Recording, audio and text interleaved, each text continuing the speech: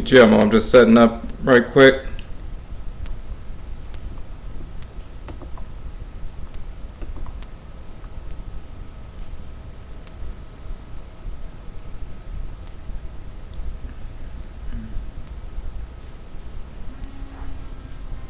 Okay, give me 1 second and then we're gonna start. Give me 1 second.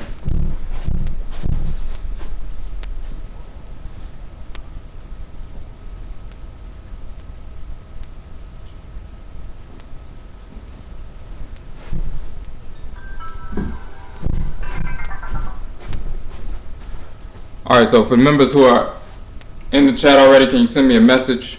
Let me know if you can hear me, if you can see clearly, and then we're gonna send out a message, and then we'll get started.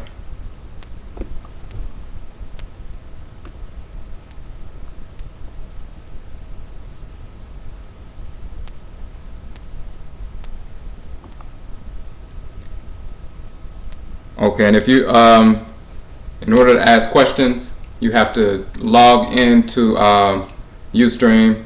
If you don't have an account, you can sign up for an account real quick, but you have to log in order to send a message through the chat. But just somebody send me. Oh, you can hear me? All right.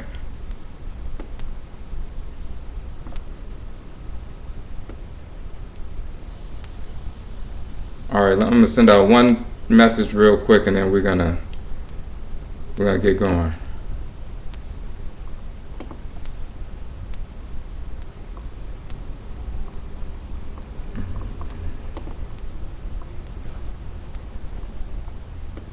In the meantime, you can check out, if you have some questions ready, you can post them in the chat now if you want to.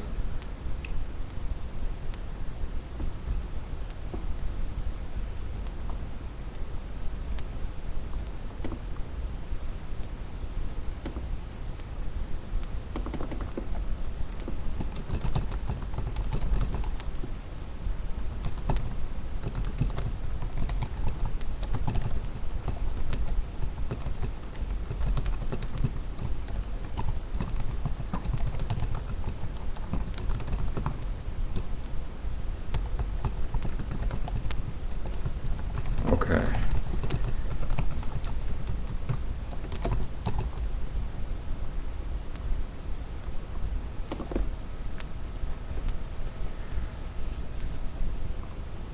All right.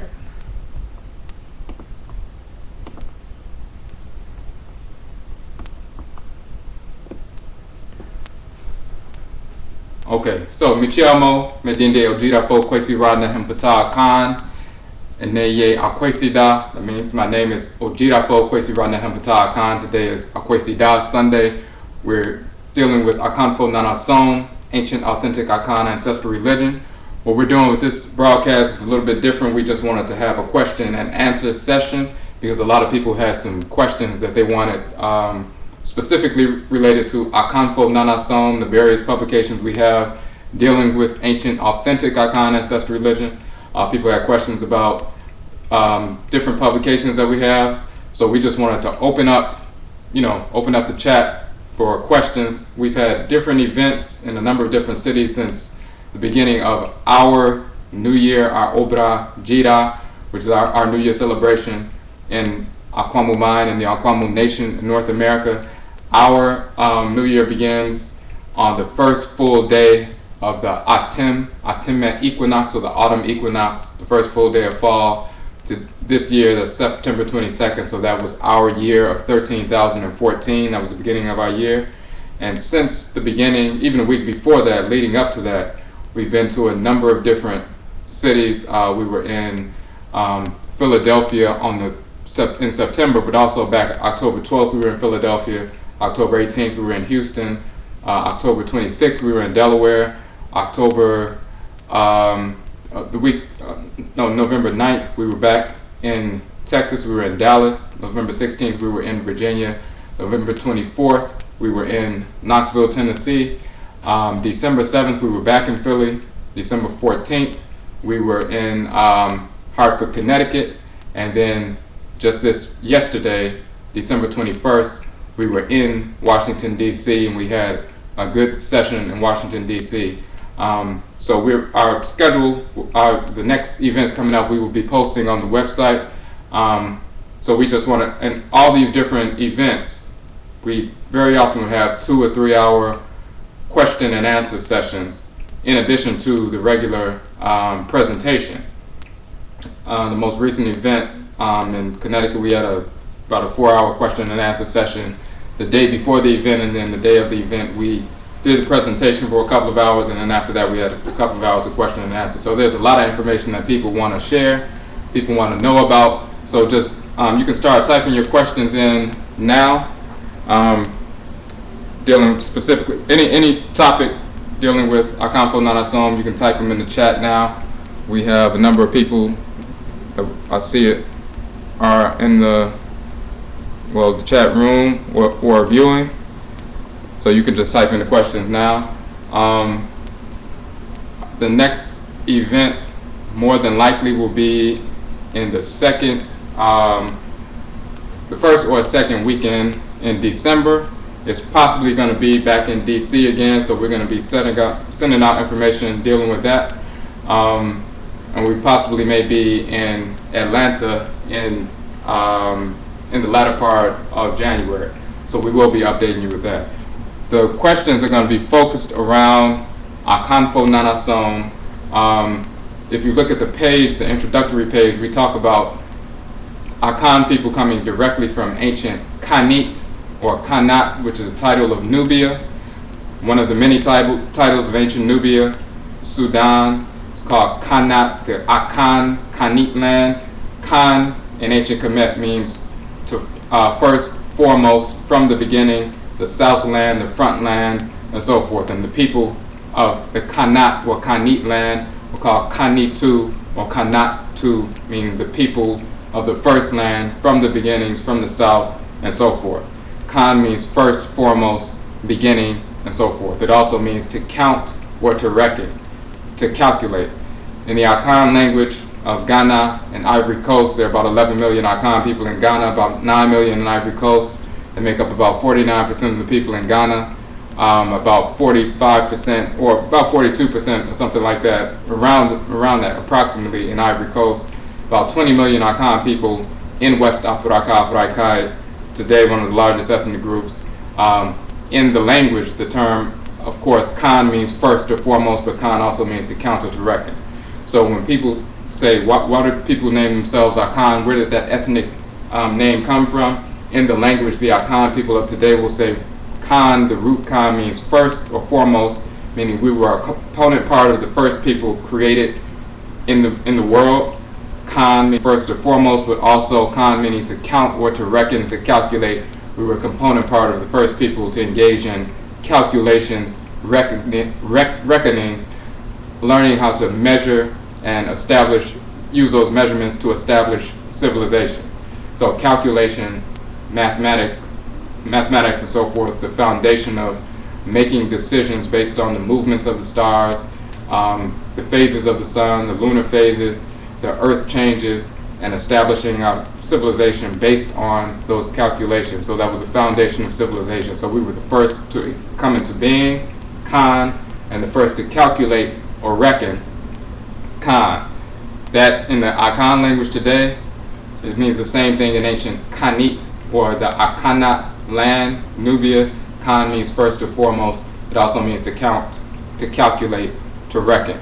So we show how linguistically the same group of people called the Khanit people migrated west, reestablished Akhana civilization, the ancient empire of Akhana or Ghana.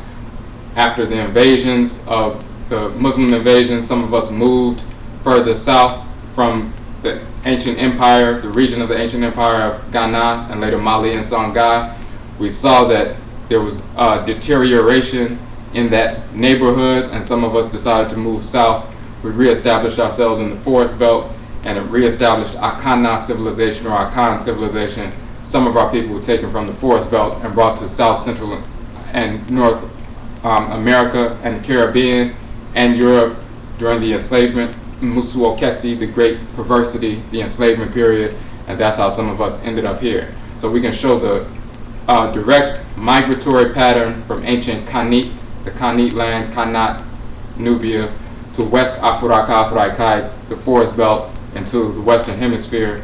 We can also show genetically that the people of ancient Kemet and Kanit have the same haplogroup, the Y chromosomal haplogroup you'll find in, for example, Ramesu III. They found that E1B1A, that haplogroup, is found in the greatest frequency in West Afuraitkaitnit, about 80%, and about 50 to 75% of black people in America carry the same Y chromosomal haplogroup. Is a direct descent from ancient Kanit, ancient Kemet, to West Afuraitkaitnit, West Africa, to Afurakani, Afuraitkaitnit people here today. So you can see the linguistic connection, you can see the genetic connection, and then of course the ritual connection. We worship the same divinities, the same abosom, the same deities operating through the sun, moon, stars, earth mother, oceans, rivers, atmosphere, fire, mountains, all the forces in nature. We still worship the same ones we worship in ancient Kemet by the same name, so you can find these same divinities. In Akhan culture, the various abosom, the forces in nature, are the same divinities from ancient Kemet by the same names, same ritual colors, same functions in creation, operating through the same aspects of the physical universe. So on every level, we can show that we're the same people. So this is why we talk about ancient, authentic Akan ancestral religion. So it looks like we have the first question says, when communicating with the Nananom and Samanfo during shrine work, does time of day influence?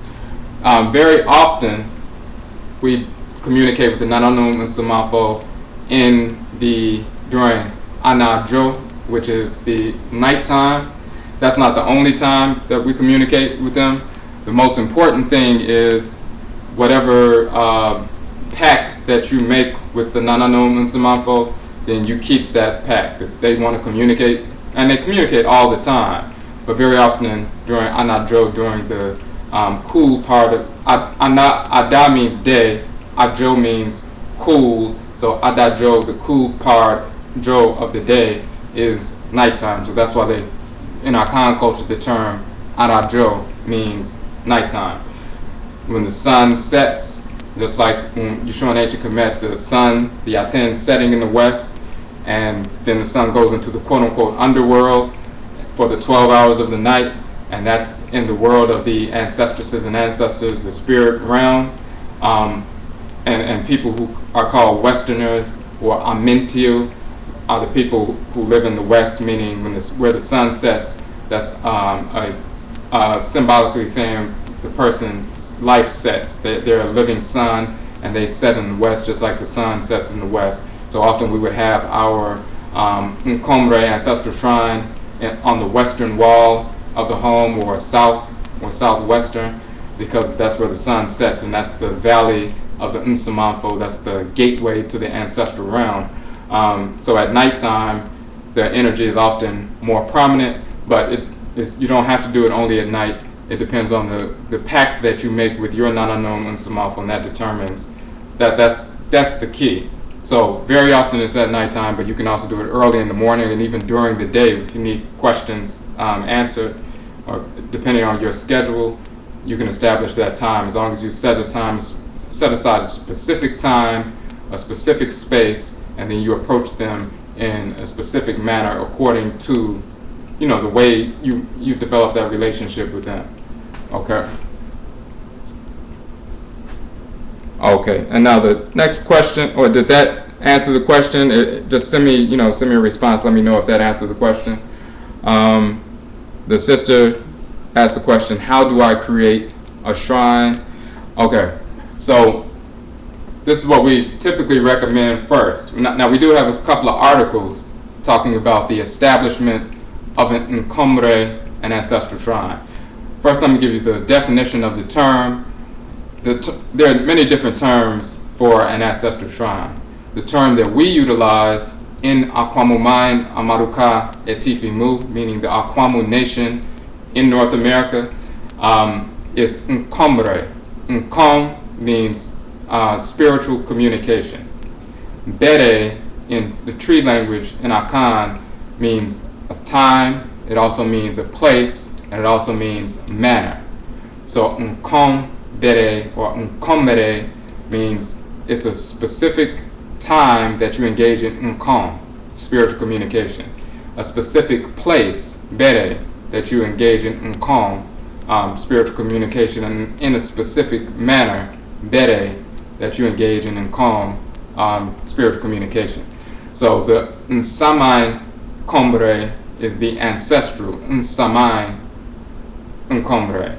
You can also have Abosom Nkombre, meaning deity, Abosom Nkombre, shrine. So it's a spiritual communication place and a time in a specific manner. That's why we use the term Nkombre. In fact, that's the term we coined in the Akwamuman, Amaruka, Atifi move in the Akwamu Nation in North America. We coined that specific term to designate the ancestral shrine, the Abosom shrine.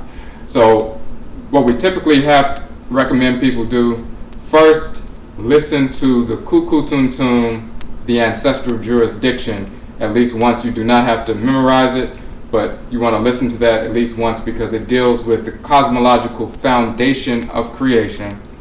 Amen, Amenet, Ka, Kaet, Ra, Raet, the creator, creatress, the supreme being, which is the great mother, Amenet, the great father, Amen, and Akhan called Inyamewa, the great mother, Inyame, the great father, supreme being, who function together as one unit, the supreme being. We talk about the cosmological foundation of creation, how they give birth to the various Abosom, Ra and Raet, or Nyonkumpon and Yonkunton are the creator and creatress. They are the creative power. They are servants of and subordinate to Inyamewa, Inyamea, Amenet, and Amen. So Amen and Amenet are the great mother and great father. They are the supreme being, but they give birth to Ra and Raet, who go out and create the universe. Just like you are a being, you're a female, a being, a male is a being, that's like Amen and Amenet, and Afurakani male, Afuraitkaitnit female, but you have procreative power, life force energy that within you, that circulates within you, that you can direct to your legs, direct to your arms, direct your energy to different parts of your body to activate and give yourself energy.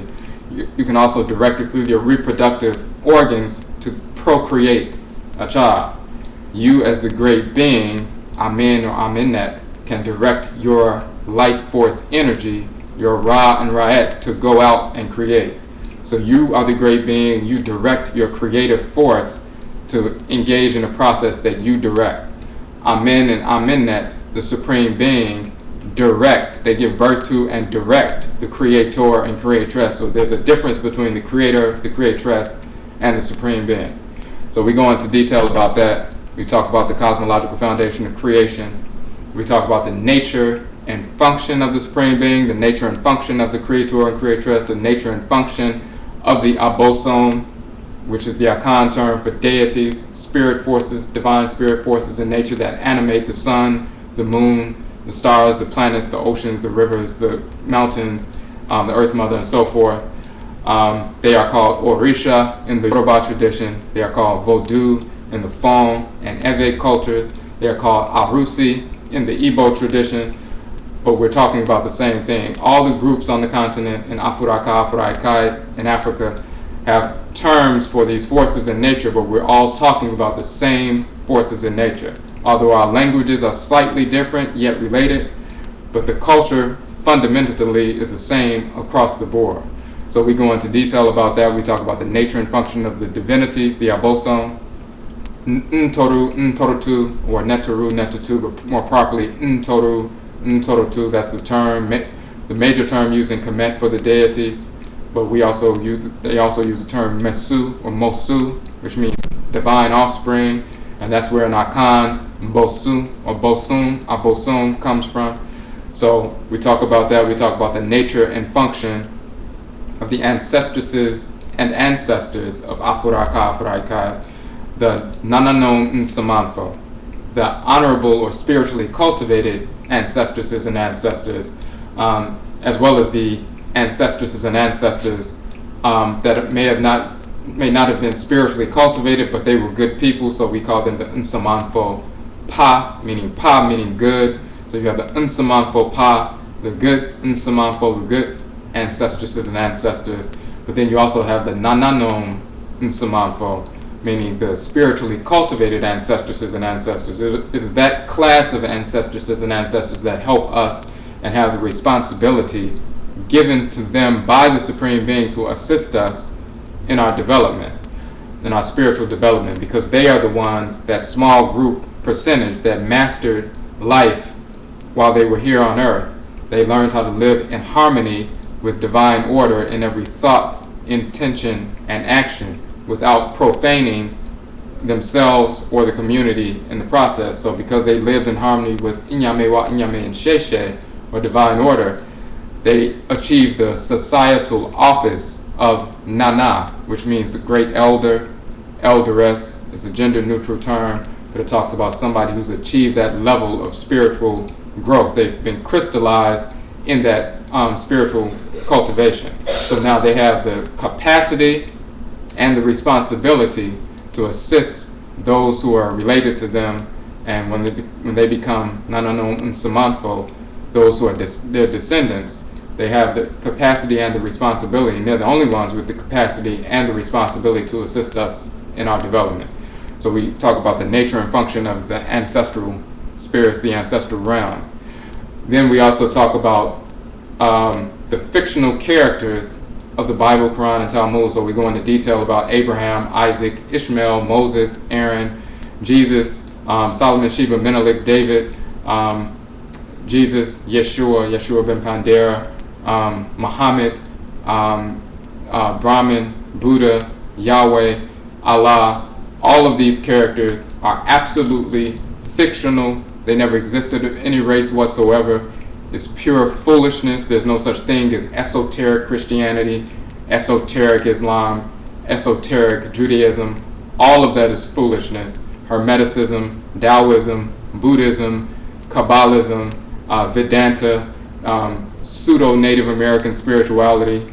The pseudo-Native Americans are just white Asians who migrated from Asia, invaded the Western Hemisphere because we were already here previously. So we go into detail about all of that. We recommend that people listen to the Kuku Tumtum.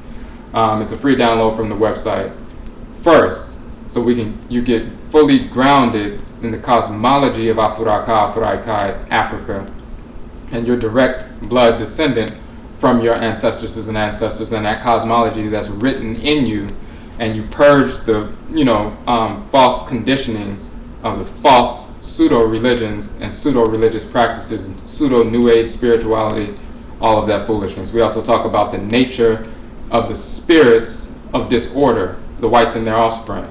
All of the whites and their offspring incarnate as spirits of disorder.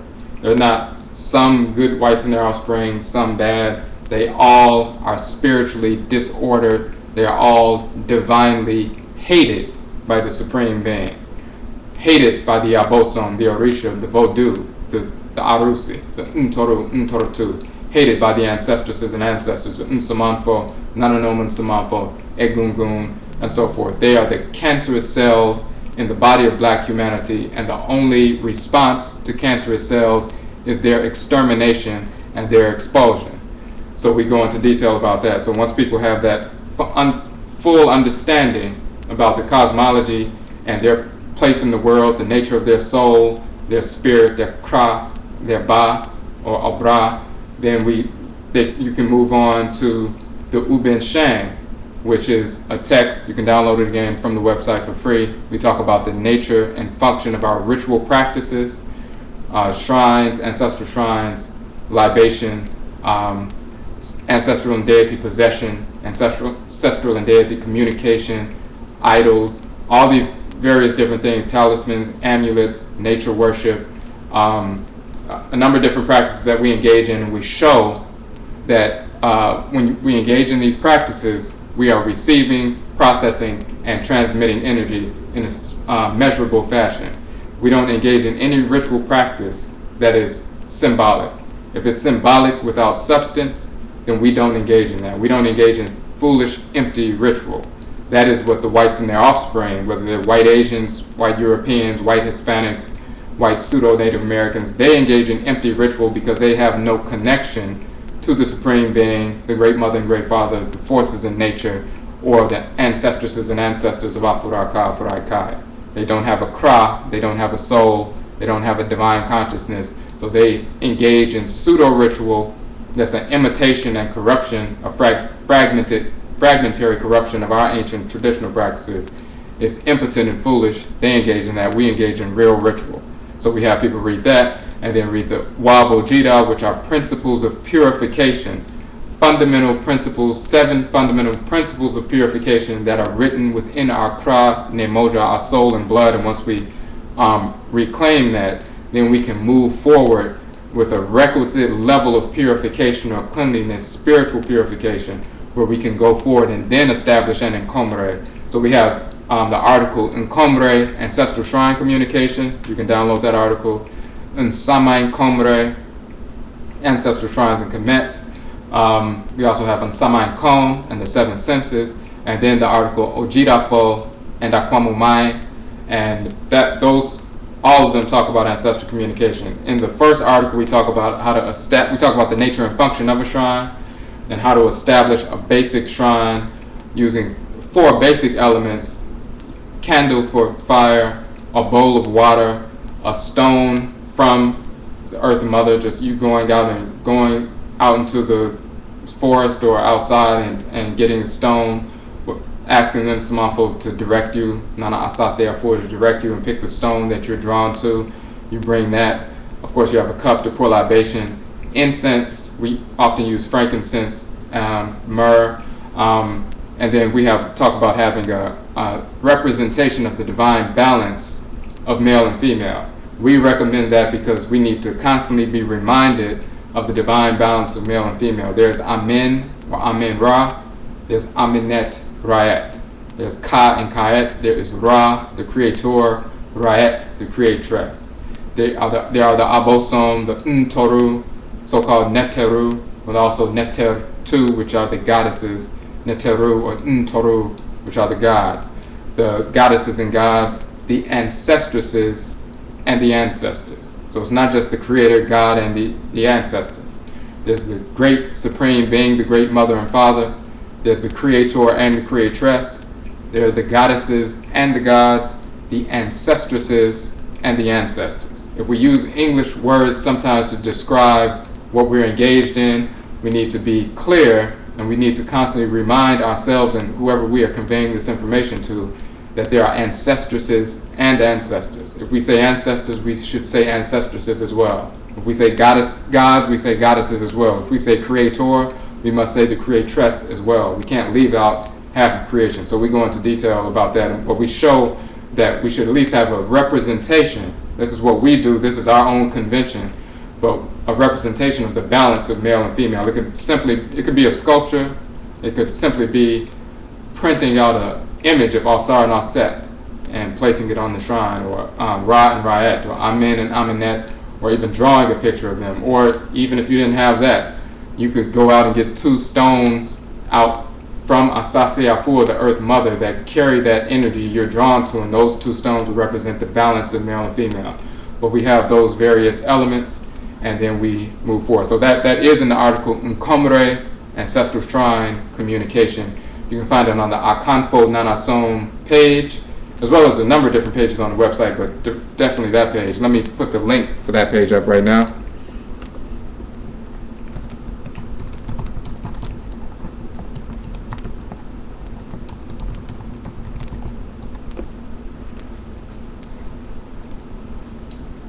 Okay, so all of those articles, you can find the links there, as well as the Akradeen Bosom page. So let me know. Hold on one second. Let me know if that answers your question.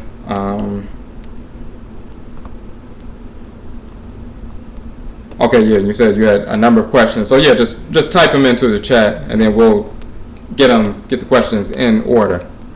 Okay. Okay. So the next question is, Brother asks, why is it difficult for the Nananum Nsamanfo to reach us and sometimes causes mental breakdowns? Okay, so there's a difference. Hold on one second. There's a difference between some people who are having a mental, what they would call a mental breakdown, mental disturbance. Again, there are some people who have a physiological issue, like a traumatic brain injury, they call it TBI, that can cause problems with processing information. So that's one thing, but excluding the people who actually have some neurological disorder. There are some people who develop a quote-unquote behavioral illness, and it's actually a behavioral illness because they may have gone through trauma. Their spirit, for one reason or another, is disaligned from their KRA. So your KRA, again, is your consciousness, your divine consciousness. It's a divinity. It's an abosom. It is a orisha, a force in nature that is assigned to you pre-incarnation. So, as we said in the previous webcast or broadcast, in the spirit of the person before you come into the world, and you're a spirit in the ancestral realm, you're one of the ancestral spirits, just like one of your ancestral spirits now is in the ancestral realm, and they're about to reincarnate. Like if the most recent addition to your family, in anybody's family, a newborn child, that's an ancestor or an ancestress who has returned. But before the conception, they were in the ancestral realm typically, and when the male and the female copulated, that spirit was drawn into the womb of the female. But before that happened, they were an ancestor or an ancestress in Asamando in the ancestral realm. What happens with Afurakani, Afuraitkaitnit people is, before we are drawn into the womb, we are drawn from Asamando, the ancestral realm. In our Akhan culture, Asaman Da is the place or the region Da of the Asaman or Asamanfo, the ancestress is an ancestor, so it's Asamando, the ancestral realm. We're drawn from Asamando, the ancestral realm, up to Inyamewa, Inyame, Amenet, Amen. We are assigned a kra, a soul, a divine consciousness, meaning it's a deity. There's a specific divinity, a deity, that Inyamewa, Inyame assigns to us and directs that divinity to dwell with us. And that divinity comes to dwell with us. It attaches itself to our spirit. In the head region, when we're born into the world, we can feel that divinity in the head region. That's always pulling us in the right direction towards harmony with divine order, whether we align with that force or not. That divinity is assigned to us. And then now we're a spirit, a sunsum, that's been infused with a divinity, a consciousness, a soul, a kra. So that's the difference between the soul in a real tradition and what the whites and their offspring just say, oh, somebody has a soul. Well, a deceased person is a soul, the soul of the person. They just call that the person's spirit or soul. That's a totally different thing, an inaccurate thing. You're a spirit, a sunsum, but you have a soul. Just like you have a body, but then you have a smaller body within your body, which is the brain that regulates and directs the functions of the body. You have a spirit body, a sunsum, but then you have a spiritual brain, which is your kras, an entity that dwells within the spirit's body, and it directs the function of the spirit. So as you're going through life, you can feel the pull of that spiritual force in the head region. That's that deity, that messenger of the Supreme Being that represents the Supreme Being that dwells within your spirit, that directs you at all times. Spirituality is about aligning with that force.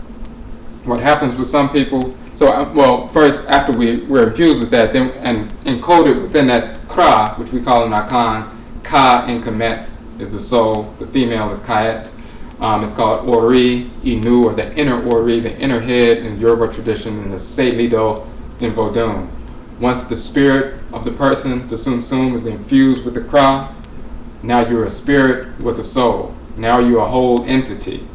And within the Kra, within the soul, within that divinity, Inyamewa Inyame encodes within it the function you are to execute in the world, the manner in which you are to execute that function, the force of energy or compulsion to execute that function in a harmonious fashion. So you're given a blueprint of what your function is to be in the world. Just like every cell in the body has a specific function, every organ in the body has its own function executing the body, its own blueprint, its own plan of action. You, as an Afurakani, Afuraitkaitnit spirit, an African spirit, you're given a soul, and within the soul, encoded within that is your blueprint, your specific function you are to execute within creation. And creation is the great divine body of the Supreme Being. The organs within the great divine body are the deities, the Abosom, the Orisha, the Vodou, and so forth. And the cells of those organs are us, plant life, animal life, mineral life, and Afurakani, Afuraitkaitnit, or African human life. And Afurakani, Afuraitkaitnit, or African human life only. None of the other so-called human beings are the same as us because they do not have a Kra, an OKRAA, a soul, a Ka'et. So they are spirits of disorder, spirits without that divine consciousness, spirits that don't have an anchor in divine consciousness, so they have no connection to the forces in nature, the Supreme Being, and so forth. So you're encoded with a function, and how to execute that function. You have a specific configuration of spiritual energy that you have been given so that you can execute the function. You're not just given a function and you can't execute it. Maybe your function encoded within you is to be a healer, like in the immune system. Maybe you're just like you have cells of the immune system, their function is to destroy cancerous cells and maintain the integrity of the body. Maybe you're an immune system cell within the great divine body. Maybe that's your function. So when you come into the world, you're going to be naturally inclined to engage in the healing process. And when you see dis-ease within our people, and our people alone, then you'll be naturally inclined to restore order, restore balance, to remove the dis-ease. You have that natural inclination coming from your crowd because that's what's encoded in your crowd before you even come into the world. That was encoded within your crowd by the Supreme Being. Some people are naturally inclined towards building. They're like skeletal cells or bone marrow cells within the great divine body. They're naturally inclined towards an engineering function. Other people are naturally inclined towards a protective function, like the lymphatic system and so forth. So they're naturally inclined to, remove obstacles and maintain order in the great divine body. So you have a function, you have a specific configuration of spiritual energy to execute that function. If you have the function to be a healer, you'll be assigned to divinities that give you the energy so that you can execute the healing function. Maybe you need to heal through the fiery medium, so you'll be assigned to fiery Abosom, fiery Orisha, fiery Vodou, and so forth. You may be healing through the watery medium or a cool medium, so you'll be assigned to a water divinity. And you will carry that watery energy, and you'll manifest that watery or cool temperament when you come into the world. And that'll be a natural inclination because that is what has been encoded within your Kra, and it affects your spirit. And that's defines who you are coming directly from the Supreme Being. So some people come into the world, so you understand that structure. We come into the world, things happen, we get conditioned by this society, we're taught certain things, we may have traumatic events that disalign us from our Kra, whether we're taught foolishness and we're conditioned and we reject who we are, just like people, straightening out their hair, bleaching their skin, making their hair blonde, worshiping a white Jesus or any kind of Jesus, because Jesus didn't exist at all. All these things are impositions upon our spirit. It's basically burying our, disaligning us from our Kra. So we engage in these misguided behaviors. Our Kra is leading us in one direction, we're going in another direction. So there's a disalignment, there's a discordance, and there's some imbalance. And that happens with the majority of us. But some of us are very receptive. We're spiritually receptive. So we're receptive to the ancestresses and ancestors, but then we're also receptive to discarnate spirits, people who died, discarnate sum or spirits, people who died, maybe somebody in the family who was murdered, or in the family who died in the house, and then you move in the house and you can feel the spirit of the person in the house. Or some people are a little more receptive or clairvoyant, they can see the person walking around in the house, especially when they're children. They're more receptive, they can see these things, they can feel them, and so forth. But you have these, you see these things, you're clairvoyant, you can see or you can hear, you can feel the spirits. And then society tells you there's something wrong with that, there's a stigma associated with it. They tell you that you're mentally ill and these different things, so you begin to suppress that actual connection, that capacity that you have. And then, but you're still receptive. So what happens is sometimes people, as they grow up, develop, become men and women living in society, still have these capacities to attune to these spirits, attune to or see different spirits, different things happening. They can see, clairvoyantly, they can see spirits in the house or something move by. They can feel the spirit move by them or move around them. They can hear, they're more clairaudient. They can hear the spirits, they can hear these asunsum. Some of these spirits are just earthbound spirits just hanging out, harassing people who died violently. They weren't ready to move on to the ancestral realm. They're still trying to hold on to their family members here. They died violently, they got shot, their blood was spilled in the street. Their spirit is still hanging around the spot where they were murdered in the street. And anybody who comes in that area, if the person is a little receptive, they can hear what this spirit is saying. Anybody else is just not paying attention. So they're trying to harass everybody, just like a homeless person can harass everybody who walks by them. Most people just don't pay attention. Every now and then somebody will stop and pay attention. If you have a deceased spirit, a discarnate spirit who's earthbound, they didn't move on to the ancestral realm, they're harassing everybody who walks by that corner that they've been hanging out at for years where they got shot. But 99.999% of the people who walk by do not listen, don't pay attention, and if they feel something or hear something, they assume it's their own thoughts and they just keep walking on. But then you have some people who are receptive, they're spiritually open, and they can hear the spirit speaking. But when they hear the spirit speaking and saying certain things and conveying to them their anxiety and projecting their anxiety and projecting their tension and projecting their just disdain for what happened, all that negative energy, the receptive person walking by can pick up on all of that. Sometimes they can see them, sometimes they can't see them, sometimes they can just hear them or feel them. And when that spirit recognizes that, oh, you can see me, you can hear me, then they attach themselves to the individual. And now they're trying to communicate with the individual all the time. They're just like a very depressed person venting to the only person who can hear them. And it's no different than when somebody is here in the world. A depressed person, they may vent to certain individuals who give them an ear to listen because everybody else is not paying attention to them and just rejects them. But the one person who listens, they let it all out and they call them all the time and so forth. When they make their transition, they're the same way. They will vent, communicate, lay it all out to the only person who's walking by and actually stops and says, oh, I can hear you, I see you're an actual spirit, everybody's walking by you, but I can hear you. And when they see that you're the one that's receptive, they jump on you, and sometimes other spirits as well. They see that nobody else walking down the street is paying attention, or nobody else in the house is paying attention, and they can't see them, but you can see them or you can hear them. And once they detect that, then they swamp the person who can hear them. And we're not used to that. We're not used to a bunch of spirits communicating with us all at one time. Then at the same time, we're distressed and we create stress within our bodies because we're taught that we're not supposed to be hearing anything. And if you hear something, then you're supposed to be crazy or something wrong with you. Then you get stressed about the fact that you think that you might be crazy. You don't want to tell anybody because you think they're going to say that you're crazy and try to medicate you or lock you up. But then you're still hearing the voices, so you just want the voices to stop.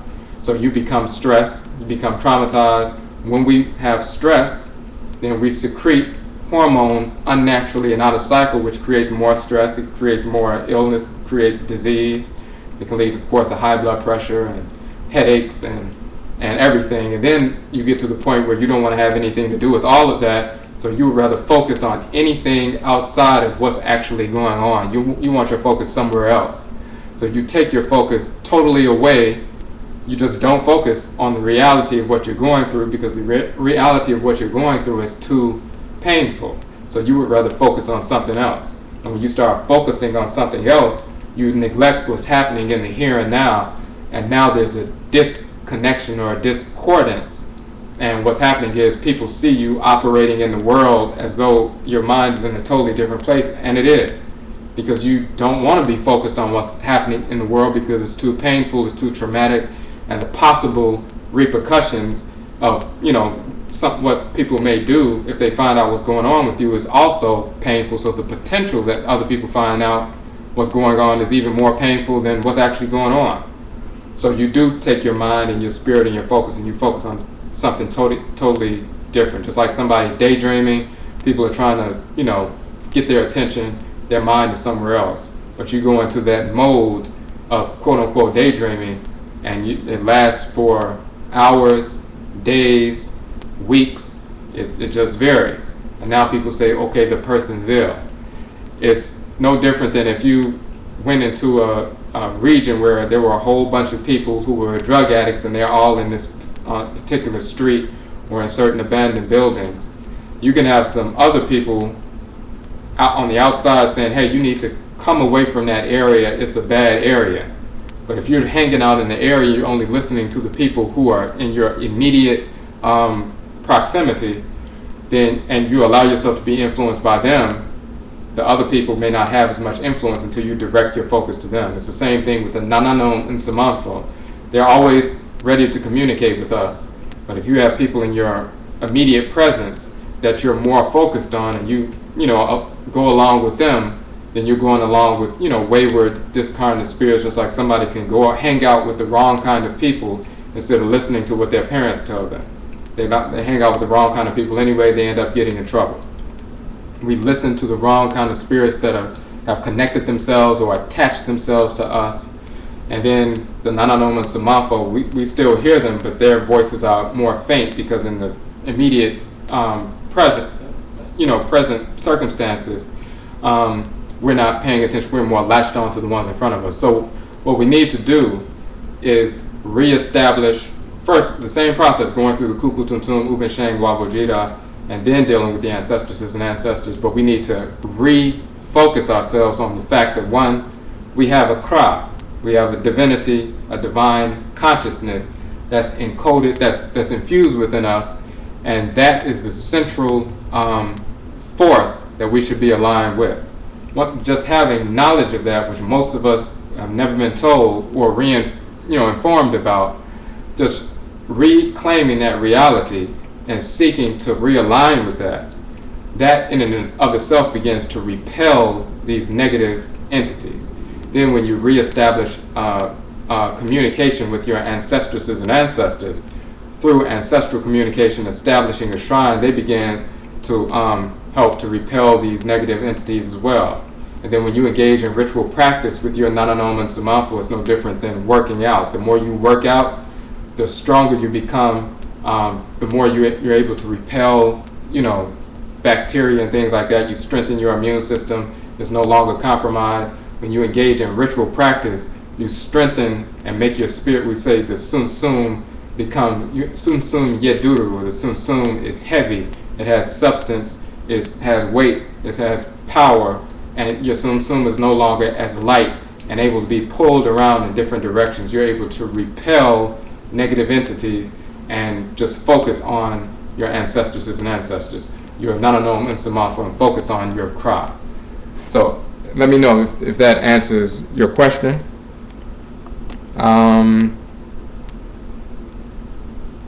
So a lot of these, the majority of these so-called mental breakdowns or whatever, very often the people are just very receptive, and this is when we're talking about when it has to do with ancestral spirits or discarnate Asunsuma spirits that are not related to the person, but who may just be in the area that the person moves through, whether it's going to work or going wherever.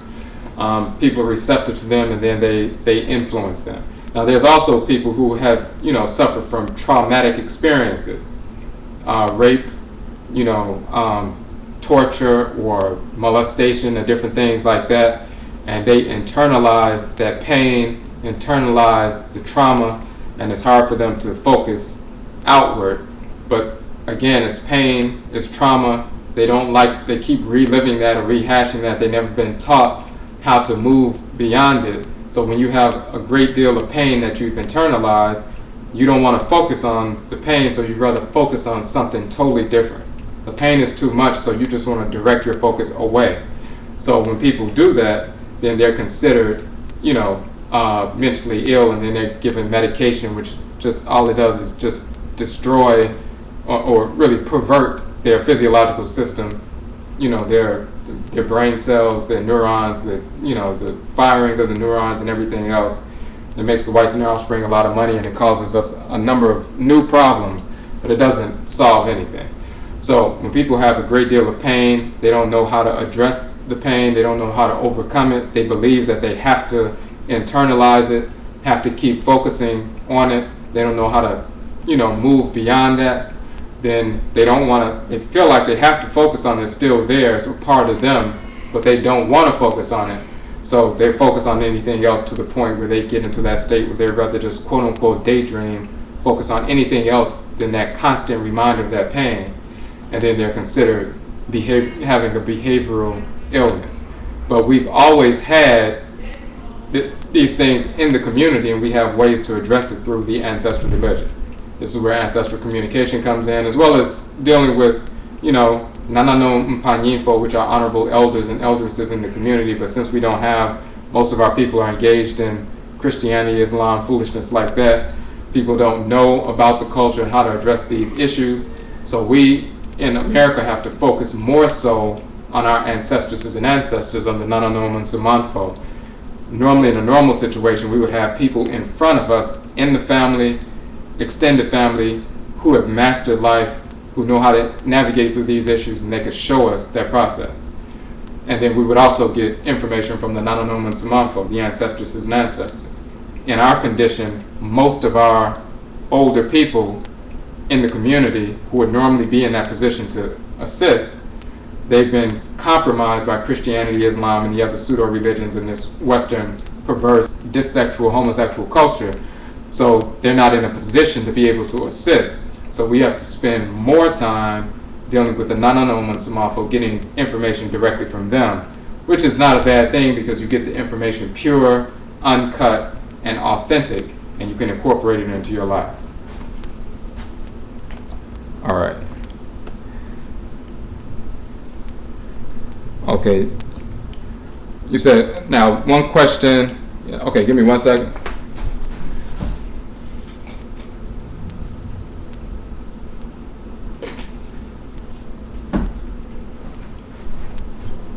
Hold on 1 second.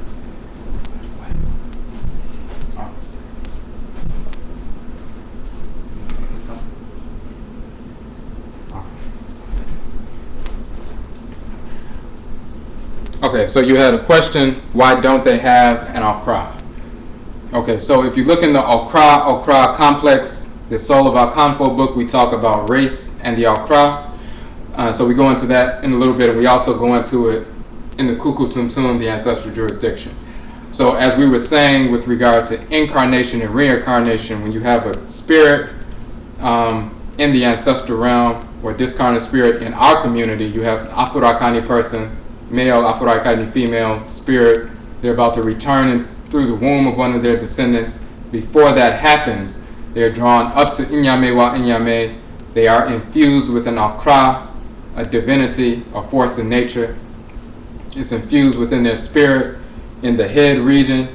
Their specific function there to execute is encoded within that KRA, within that divinity, and then they're sent back into the ancestral realm, and then eventually they're drawn into a womb and born back into the world. When the whites and their offspring die, their spirit leaves their body.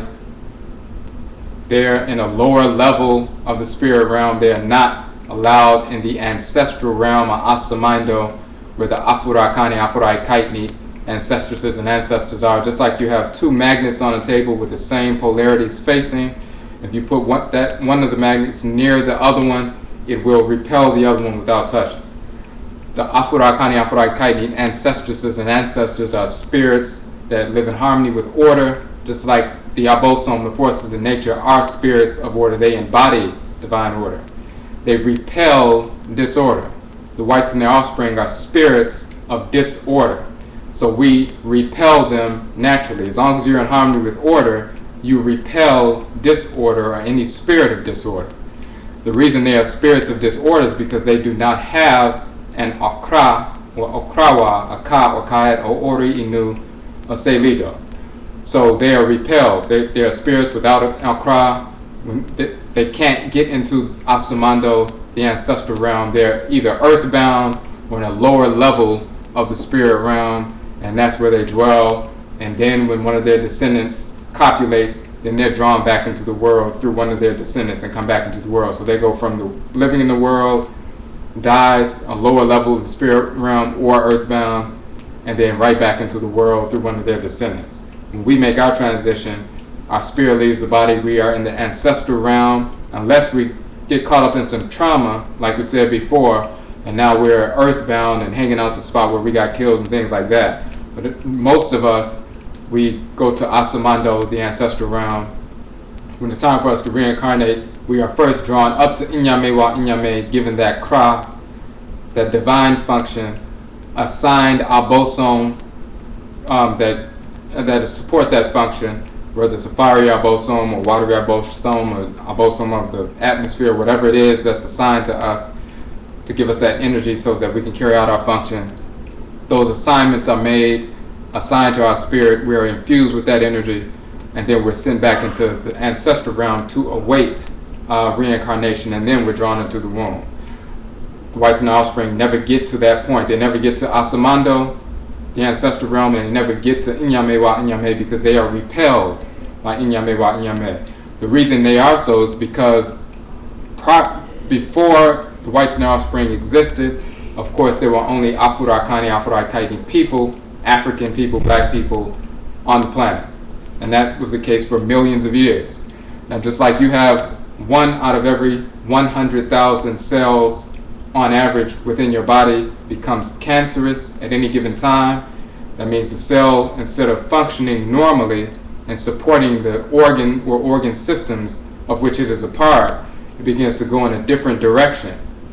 So it becomes cancerous. It moves outside of its function, and it begins to engage and malfunction and cause problems for the body. And then it begins to proliferate. So you have a development of a number of disfigured cancerous cells that, instead of supporting the functions of the body, they're going against the body, and they're seeking to consume and destroy the other cells in the body. And if their development goes unarrested, then they will spread and take over the whole body and kill the organism and themselves at the same time. That, just like that happens physically within your system. However, you have an immune system that isolates the cancerous cells, destroys them, and expels them from the body consistently. That's why, although everybody has about 1 out of every 100,000 cells in their body being cancerous at any given time, everybody is not developing cancer because your immune system is constantly isolating, destroying, and expelling those cancerous cells. In the same fashion, the body of Afurakani, Afuraitkaitnit, or black humanity, there was always a group of cancerous cells developing, but in our community, our immune system would isolate, destroy, and expel those cells. So if somebody engaged in murder, somebody engaged in child molestation, somebody engaged in dissexuality, homosexuality, somebody engaged in some insane practice, they're isolated, they're exterminated, they're killed and expelled from the larger body, and the organism continues to move. So we've always had that process. There were some who escaped being exterminated and went further away up into northern Afuraka, Afuraitkaitnit, and eventually up into northern Eurasia. But they escaped that sentence of being isolated, executed, exterminated, and expelled. Most because they were engaging in disorder. In our communities today, if somebody engages in that kind of disorder, we typically, if somebody engages in child molestation or dissexuality, typically in our community for not only thousands of years, but even in America up until recently, they would be killed, they would be attacked, they would be taken out in some fashion. It's only recently that we've pulled back from some of that because we've been following the perverse culture of the whites and their offspring, because they desire for those kinds of perverse crimes to proliferate throughout the community because they want us to implode and they want us to suffer. But we've typically always addressed those kinds of individuals. in that fashion: extermination, expulsion. So there were some who got expelled, or escaped the extermination and got outside of the community. Now, most people who escape from the community and they're out in the wilderness, remember, this is black people, the only people on earth, thousands of years ago. We've been here for millions of years. Thousands of years ago, we're living in Afuraitkaitnit, a small percentage, less than 1/100% of people separated, isolated, expelled from the community, escaped that kind of, retribution from the community, from the perverse acts that they were engaging in. When you get isolated like that and the entire community is here and you're out in the wilderness, at some point you realize that what you were engaging in caused you a problem. Most people, they didn't try to reform themselves or, make amends with the community if they could, if it wasn't the kind of crime that, there was just no making amends. They would die out in the wilderness, isolated from the larger community, but their children or grandchildren and so forth, they would recognize that it was not a good position to be isolated out away from the larger community. They would try to return and reintegrate themselves into the community, and most of them would. But you have a small percentage who never wanted to return to order. They engaged in disorder. They were a cancerous cell, and they were either going to continue to be a cancerous cell or just self-destruct. Those were the ones who were drawn up into northern Eurasia. When you engage in disorder behavior deliberately and consistently, you repel your OKRAA. Any black person can repel their OKRAA by engaging in disorder behavior. If you engage in rape and murder, you repel your OKRAA. Your OKRAA is a deity. It's an abosom, it's an orisha, it's a vodou, meaning it's an embodiment of divine order. It's an organ or organelle within the great divine body of the Supreme Being. It does not dwell in disorder. So if you engage in disorder, you're repulsive to your OKRAA and you're repelled by your OKRAA. Your OKRAA is not just going to dwell in your spirit in the head region while you're engaging in, for example, dissexuality or homosexuality. That's insane. That's perverse. So your OKRAA is not going to allow itself to engage in that because it's connected to your spirit. It will disengage. And the Akhan will say, Nekra Driane, his OKRAA has fled from him. And if something is not done ritually to draw the OKRAA back so it can reattach to the spirit, then the OKRAA will eventually return to Inyame wa Inyame and become dissolved back into the great divine consciousness, just like a drop of water going back to the ocean and being returned to the, dissolved within the ocean. It will never return. When people engage in perverse activity, you repel your OKRAA. If you engage in theft and murder and things like that, even just theft and just foolish behavior, you disalign yourself from your OKRAA. If it's something like theft or some other kind of foolishness and you're disaligned, you can realign with your OKRAA and draw it back to you so you can reestablish balance within yourself. But if you're engaged in dissexuality and other things and it's deliberate and you're consistent and you're focused and you're going to continue engaging in that disorder, then your OKRAA will leave and it will not return. And there are only three things that can happen when that happens. Either the person will die because their OKRAA has gone and returned to Inyame wa Inyame. They will manifest extreme behavioral illness that's not repairable, that you can't, it's irreparable. That's different from somebody who's just neglecting their OKRAA because they're traumatized and they manifest what appears to be behavioral illness. They can just realign with their OKRAA and that pseudo behavioral illness will leave.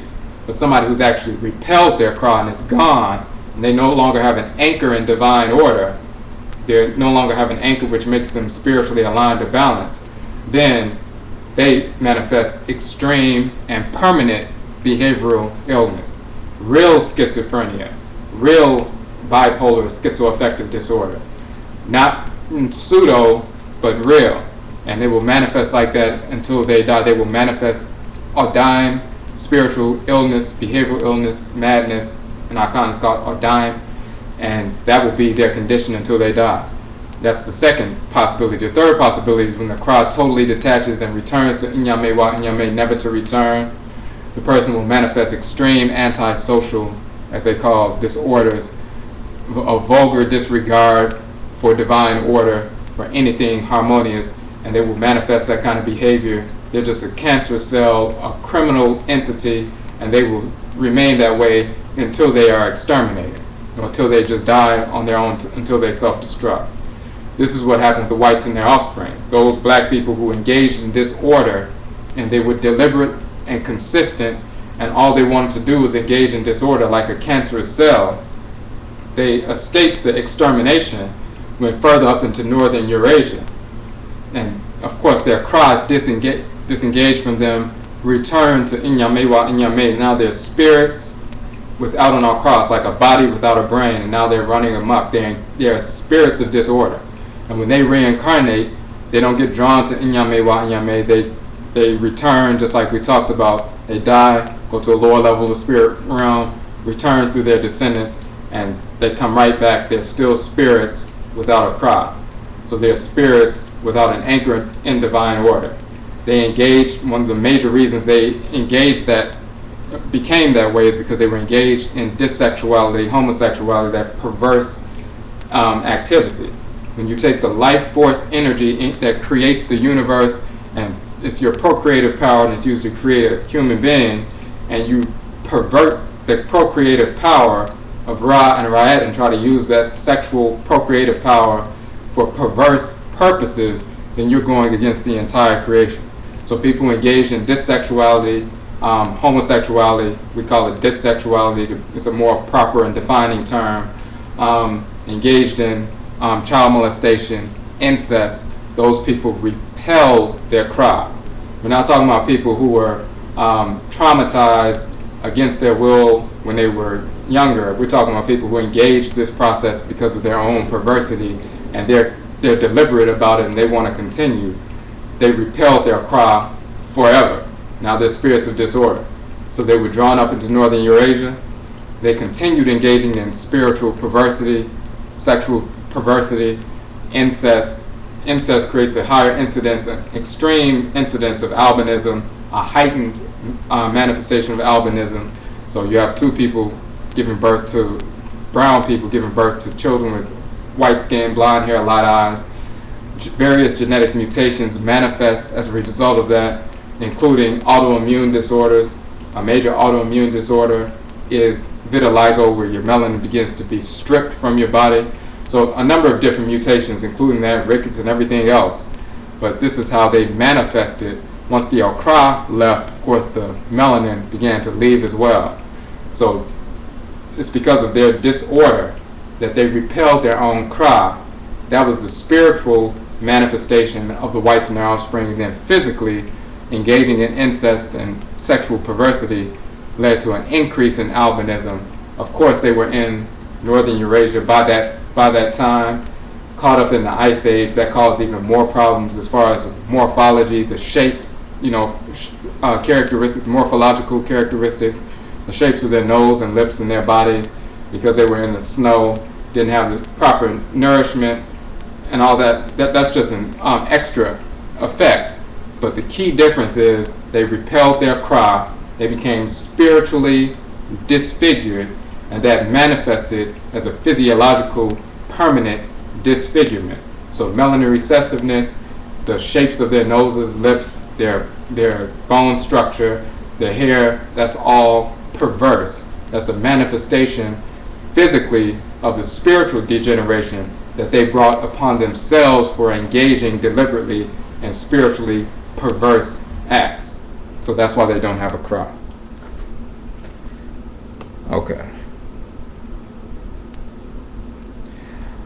Okay, so let me see. You had okay, so the next question was, in ritual communication, please explain the hierarchy of communicating with the Egungun and the Ori Inu. Which events and times should you?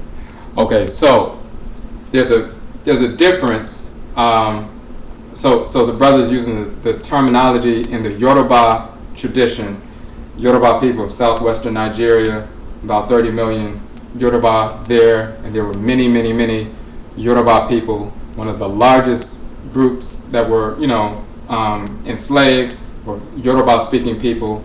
And the Yoruba, Ebe, Fon, Mina, Akhan, Bakongo, Mindi-speaking people. It was those major groups that most of us were taken from and enslaved. So that's why you'll find people naturally drawn to the Akhan culture, the Yoruba culture, Vodun, Bakongo, Mindi-speaking cultures, Mali, Bambara, and Dogon, and various other groups. Those are the major groups that we were extracted from when we were enslaved in the Western Hemisphere. So he's using the Yoruba terminology. Egungun is the term for Nananom and Samafo Nakan, and spiritually cultivated ancestresses and ancestors, called Aku and Akutu. In ancient Kemet, Aku means illumined, shining, illumined ones. So the Aku, the ancestresses and ancestors who are spiritually cultivated, are called Aku, or the illuminated or shining ones. Aku, male, Akut, or Akutu, female. Sometimes called Shepsu, Shepsitu, but that's just a title talking about the nature of the quality of the character of the individual. In Yoruba, it's Egungun. Typically, people use that term when they're distinguishing between the spiritually cultivated ancestresses and ancestors. They would say Egungun, although that's also the masquerade, but the Egungun as opposed to just a regular Egun, just a deceased individual. So, deceased spirit, the spirit of a deceased individual. But Egungun, the honorable ancestresses and ancestors. The Ori Inu is the inner Ori, the inner head, the divine consciousness, which of course we call the OKRA male, OKRAA female, or OKRAA female in Akhan that we were just talking about. Typically, what should be happening is we have a shrine for the Ori Inu, we have a shrine for the OKRA, the OKRAA. In ancient Kemet, it would be a shrine for the Ka, or the Kaet, shrine for the Se, Selito, and Vodun. We would typically have a shrine specifically for that force, so we could sit down. In Akhan culture, we have Okra Gwade, which means, Gwade means to wash or to cleanse. Okra Gwade is a soul washing ceremony, so we would engage in ritually cleansing our head and cleansing our soul. But we would sit down at a shrine or altar for our Kra, because it is a divinity. We would sit down, especially on our Kra Da, or our soul day, the day we came into the world, the day of the week we were born into the world, because in our Akhan culture it's governed by that divinity. The solar or lunar or planetary body that governs the day also determines, or is an indication of the day that we come into the world. It shows what deity we were associated with in our Akhan culture pre-incarnation. So we were born, for example, on a Tuesday, Benada, or the day Da of the Abosom, the deity Bena. Then we're called Kwabena, if male, Abena, if female, and that shows that we were born under that divinity. Our Kra is connected to that divinity. That is our Kra Da, or our soul day, Benada, which is Tuesday in English. So definitely on a Tuesday, a Benada, we would consult with our Kra, because our Kra belongs to Bena. We're Kwabena, Abena. So we would communicate with our Kra, that Abosom, that divinity that dwells within our head, on its day. And we would sit down at the shrine and wash our Okra and communicate with that Abosom, with that divinity, with that Orisha, for guidance, for direction, to realign ourselves, make sure we're on the right track, ask questions about what direction we need to go in. You typically feel the pull of the Ori Inu, the Kra. It manifests as an inclination, a strong inclination, or pull. Some people can feel a physical pull in their heads. Now, sometimes it's not the Kra, you're just feeling the pull of, a discarnate spirit or something else, and that's not the Kra. You can learn to make the distinction between when it's actually your Kra giving you a pull, pulling you in a certain direction and keeping you from going in another direction, or if it's one of your ancestresses and ancestors, or if it's a discarnate spirit that's just hanging out, just influencing you. Physically, it's no different than you having your own thoughts, and then somebody else is whispering things to you, and you know, okay, that's somebody else talking. I'm not going to listen to them. I'm going to listen to my own ideas. Spiritually, you can have one of the NKOMMO Samafo giving you information. It's a way that they communicate. You can tell when it's them. Discarnate spirit who's wayward, you can tell when they're communicating. But then when your OKRAA is communicating and pulling you in a certain direction, that inclination is different from the way the Abosom, the other Abosom, the Nsamafo, or some other discarnate spirit is communicating. Typically, we feel that pull or inclination from the OKRAA as a draw or pull or strong inclination.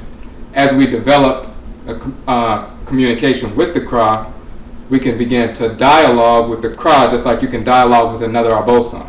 Just like you can see an Abosom at a ritual and they possess somebody when they're playing drums and dancing, and the spirit possesses the person and speaks through the person and communicates with the people. Or some people clairvoyantly can see an Abosom.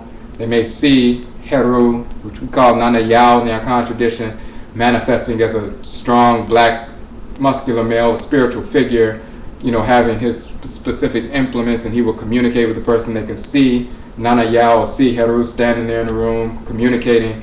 You can communicate with your OKRAA. That communication will become a dialogue as opposed to just a pull sometimes. So you'll have a shrine for your OKRAA, a shrine for the Orderee, a shrine for the Say. That's always been the practice. However, because of the influence of Christianity, Islam, white culture, people have fallen away from that practice. So most people don't have a shrine for their OKRAA. So that's a specific shrine for that divinity. You also have an ancestral shrine, or a space set aside to communicate with your family, meaning your great-great-grandparents, people who moved on to the ancestral realm, Asamando. Your ancestresses and ancestors who are spiritually cultivated, and your good ancestresses and ancestors. The ones who may not have been highly spiritually cultivated, but they were good people. So you establish a shrine for them. Those spirits are most recently departed, as well as going back to ancient Khanit, Nubia, ancient Kemet. They are connected to us and they have a role to play. So we're part of a system. It's not them over there, we're over here. Just like we talked about ourselves as cells of an organ, which is the divinity, of the greater body, which is the supreme being. So you have Amen and Amenet, which is the great body.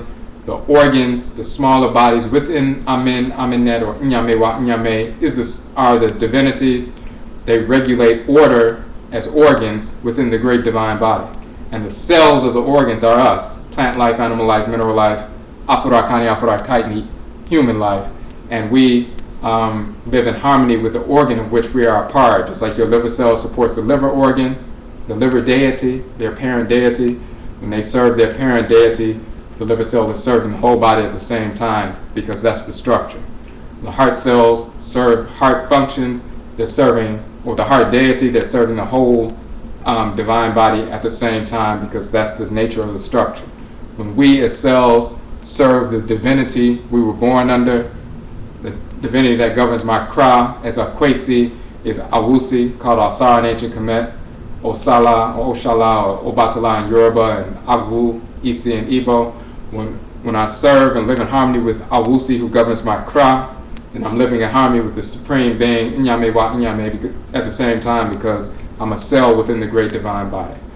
So if you don't understand that, and because of the influence of white culture, people have gotten away from worshiping the Abosom, the OKRAA, attuning themselves to their own OKRAA and getting direction from the OKRAA, then we have a problem. But we establish a shrine for the OKRAA. We establish a shrine for the NKOMMO Nsamafo. The NKOMMO Nsamafo, in that great structure, as the cell, the organs, and the great divine body, but permeating the body is water. Like your body is made up of majority water. That's like the ancestral realm.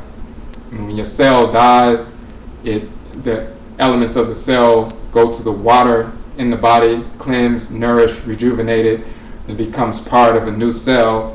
When we make our transition, we go to the water portion of the great divine body. That's like the ancestral realm. The water cells within the great divine body are like the ancestresses and ancestors. They nourish us, rejuvenate us, cleanse us, and then part of their energy, water, becomes part of our new cell when we reincarnate and come back into the world. So we're part of a system. We're not separate from the ancestresses and ancestors. We as cells are part of organs, which are deities, which is part of the great divine body, which is Inyamewa, Inyamewa, Amen, Amen. But the water system is throughout that whole structure, and that means the ancestresses and ancestors are in communication with us and in close proximity to us at all times. So we establish an ancestral shrine because that's part of the system that we work within. We establish a shrine for our AKRAA because that's our direction. So you have a shrine for your ancestresses and ancestors. You communicate with them on a periodic basis based on the pact that you make with them. Some people every day, some people every other day, some people on specific ritual occasions. They have ritual calendars and so forth in different ancestral groups. So that depends on your culture. So, but you have a separate shrine for your Nsamafo, a separate shrine for your AKRAA. Some people have a shrine for the specific abosom that they were born to the world with, not just the abosom that governs the head, but you also have a matrilineal and patrilineal or matricircular abosom. Just like you have DNA from your mother and DNA from your father. And both of them have specific characteristics that further define you physiologically, and then there's also a certain kind of temperament or a certain kind of personality characteristics that are a result of what you receive from your mother and your father. You are your own unique individual, but you are influenced by what comes from the mother and comes from the father, so that gives you even a further nuanced personality. Spiritually, you have a AKRAA, that's the central theme or force or direction in your life. But because you came as a spirit with a AKRAA, you came through a certain blood circle, then you have the spiritual DNA of your mother, spiritual DNA of the father. There's certain abosom that you were connected to pre-incarnation. Maybe if you're going to be a healer, maybe you were associated with a river abosom in a previous incarnation in the clan that you were a part of before the whole Musuo Kesi Ma'afa enslavement process. You were living in a certain region in Afuraitkaitnit. You were associated with maybe a specific river divinity, a specific earth divinity from the father's side and the mother's side, and those divinities you're still going to be connected to. When you reincarnate, they're still assigned to you, and you will carry them into the world, even though you reincarnate generations later in America after all of the blood mixture took place through plantations, through being on the boats and all that other stuff. You're still the same spirit that came from Afuraitkaitnit. You reincarnate through that whole blood circle. All the blood mixture happened, but you're the same spirit that came back. Your skin is going to be lighter brown because of all of the blood mixture that took place. But as we say in Aakhuamuman, Otumi fra moja, so Otumi and fra AKRAA, you can mix the blood, but you cannot mix the AKRAA, you cannot mix the soul. So you're the same spirit, the same soul that has returned through a blood circle. And because the blood circle has been mixed, if you return through the blood circle on the continent, there wasn't any mixture, so you'll come out dark brown just like normal. But because you come through your descendants who were taken to America, or maybe you were taken to America a couple of hundred years ago, you died fighting the whites and their offspring, killing crackers on the plantations, freeing yourself. But you had descendants and more descendants, and their children had children and so forth. Your great-great-great-great-grandchildren, there's mixture, and their skins are light brown, so when you're drawn back into the womb of one of your great-great-great-great-great-granddaughters, when you come out, you're not going to be dark brown this time, you're going to be light brown. That's an evidence of blood mixture that took place. It's evidence that violence took place in the ancestral realm, violence that took place in the ancestral blood circle because of pollution, because of war. But it's also evidence that the melanin, the Abatum, won the physiological battle because you're not a melanin recessive, you're still melanin dominant. So your spirit has come through a war, basically. That's what it's been. It's a physiological war, it's a spiritual war, but it's definitely a physical war. And that manifests in these light brown skins that we call scars. But a scar is evidence that violence took place, but it's also evidence very often that the body was healed. So what happens is you come back through, you have those scars, but you're still here. So you have the abosom that are connected to you before you incarnate. When you go to Inyame wa Inyame, you receive your kra, your function to execute in the world, and the specific kind of energy you need to execute that function. That's the patricircular and matricircular, or patrilineal or matrilineal ancestral divinities that are associated with you. So now you have a kra, you have a divinity from the matricircle and patricircle, and that ahinasa, a triangle, defines the kind of energy complex you will have. You have the central divinity, and those other two divinities support that function. Maybe, again, if you're a healer, there's a bunch of people who are healers. What kind of healer are you going to be? Maybe through your Patrick clan, the kind of healer you all were watery, dealing with the water divinities. So you're a healer, but healing through a watery medium. And then you may have from the Matra clan a specific earth divinity that's associated with another water divinity, and that gives further nuance to your unique configuration, and then you're sent into the world. So these divinities are associated with us pre-incarnation. We come into the world with them no matter where we are born in the world as Afurakani, Afuraitkaitnit people. That's why, of course, nobody can give you an Orisha, nobody can give you an Abosom, nobody can give you a Vodou. You come into the world with the Vodou because they are assigned to you by Inyame wa Inyame pre-incarnation. No person can give you a divinity. Only Inyame wa Inyame, Amenet Amen, Olorun Olokun can give you, Mawu and Lisa can give you a divinity. They're the only ones. The Supreme Being are the only ones that assign Abosom, Orisha, Vodou, Ntoru to people. Afurakani, Afuraitkaitnit people only, of course. Somebody can give you a shrine, but they can't give you a divinity. Okay, so these divinities are associated with us, assigned to us pre-incarnation. We come into the world with them, and sometimes we will establish a shrine space for them. So the Supreme Being is at the top of the hierarchy, the Abosom, the Nananoman Samanfo, Asamanfo Pa, meaning Supreme Being, the deities, the spiritually cultivated ancestresses and ancestors, the good ancestors who were not necessarily cultivated, but they were good people, and then us. So your Kra is at the level of the deities because it is one of the divinities. It's a colleague of the other Abosom, the Orisha, the Vodou, and so forth.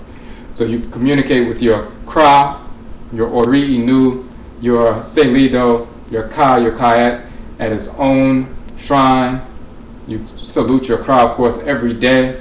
There may be certain specific days you spend a great deal of time with the Kra, with the Ori. You have your ancestral shrine, which is separate from the shrine for your Kra, and you communicate with your ancestresses and ancestors at a specific, prescribed time based on the schedule you establish with them or they establish with you. Okay, let me know if that answered your question. Okay, let me get a drink right quick.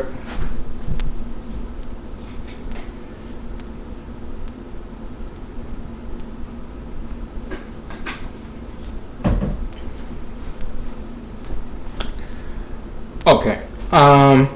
So did that answer the question? And I got a couple of messages, so let me check this out because I didn't see some of the messages.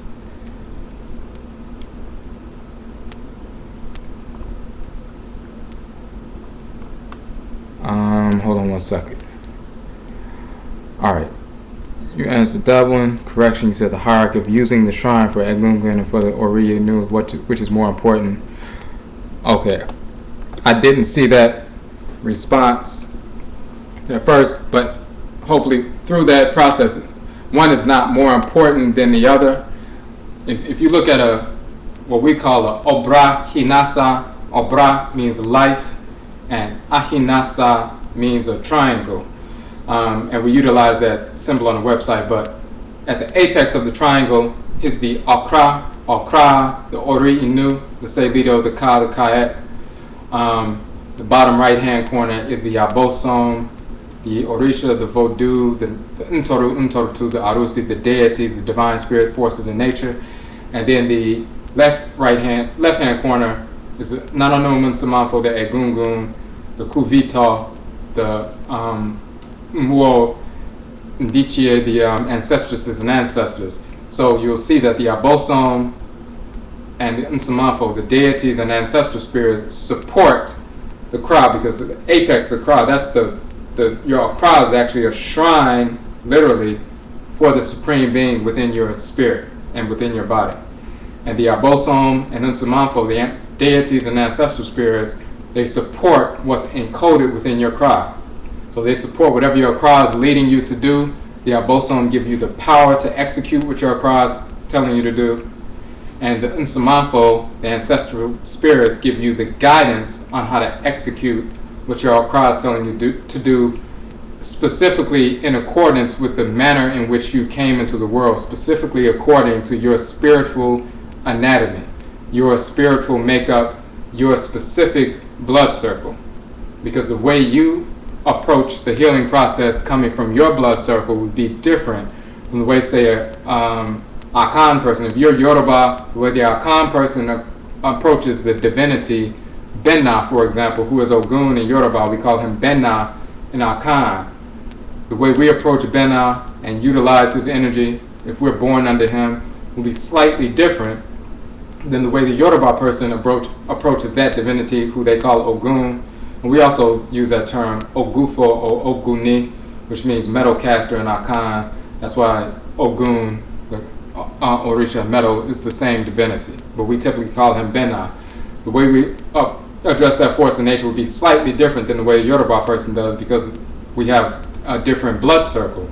We got to a certain point on the continent through migrations, through various interactions with different family members, through moving to different parts of the world, different regions of the world, eating, certain foods, and that creates dietary taboos that somebody who didn't live in that region didn't develop. There's a number of different things, experiences that we've had that forms our family identity, our clan identity.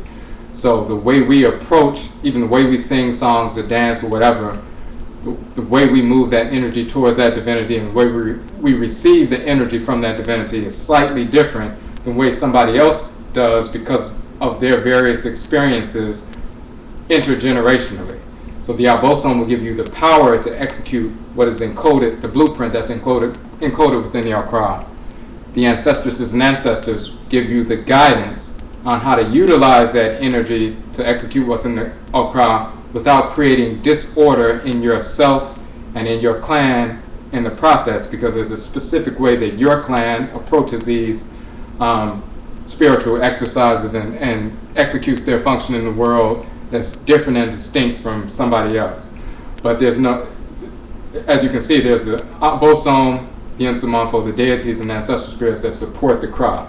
So you have a shrine for the Kra, shrine for a specific Abosom, shrine for the Nananom Nsamanfo, the ancestresses and ancestors, but they all work together because a triangle has to have 3 points. All right. Okay, so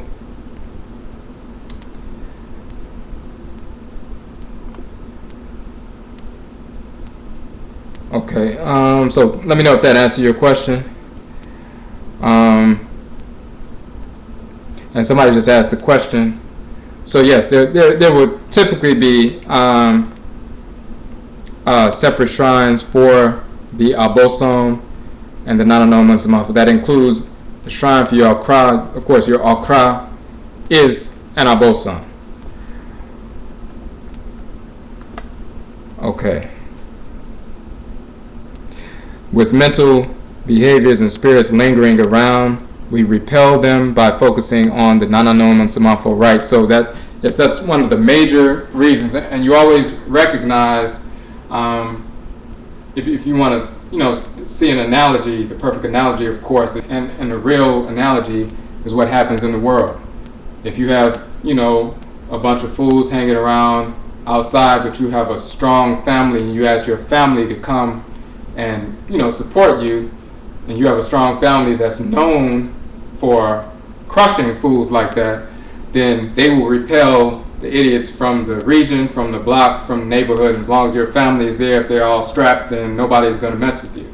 And if you bring your family into your home and you evoke your Nananom Nsamanfo, your ancestresses and ancestors to take up residence in your home and you establish and install a shrine, an altar, a space for them, and you develop that communication and strengthen that communication, that bond, by consistently evoking them, then that kind of energy will repel those negative spirits. They won't be able to take, they will be repelled, because they can't dwell in, they can't dwell in an orderly situation. They're repelled, just like we showed the two magnets repelling one another. When you establish that order that's anchored through a shrine, then they begin to repel negative and perverse entities.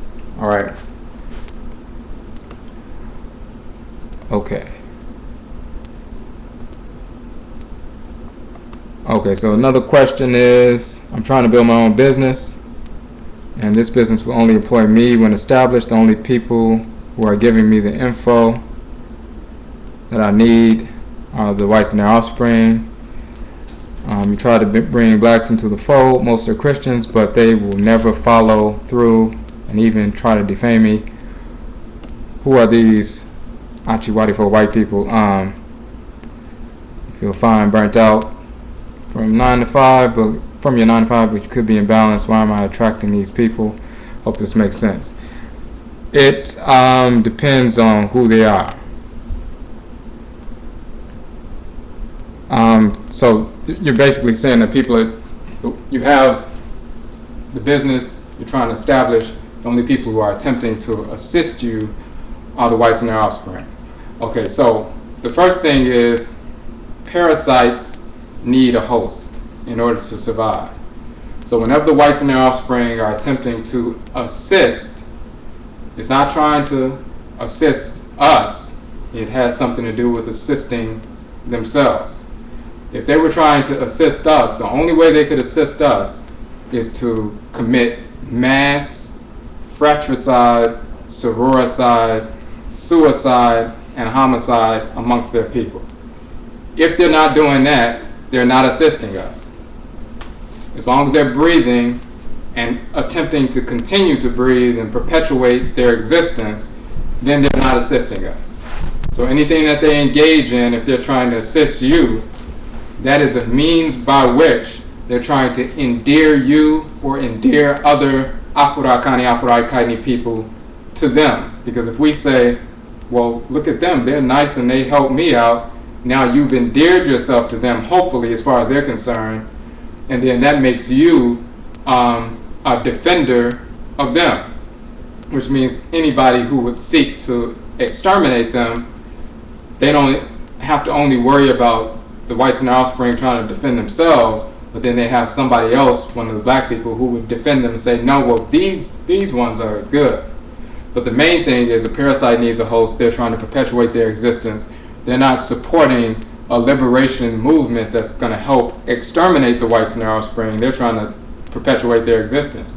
If they thought that you were engaged in a process where you were seeking the elimination of the whites and their offspring, or you just engage in a spiritual practice which is looking forward to, even just on the level of looking forward to the day when the whites and their offspring no longer exist in the world, if they understood that, they wouldn't try to support you because they wouldn't want to perpetuate that. They only want to perpetuate their existence and their cultural dominance over us. If they saw in any way that anything you were doing that might lead in some fashion, even if it's not your specific business, but if your business is supporting you and you support Afurakani, Afuraitkaitnit people, and you support nation building in the true sense, and nation building eventually means that the nation we establish will eventually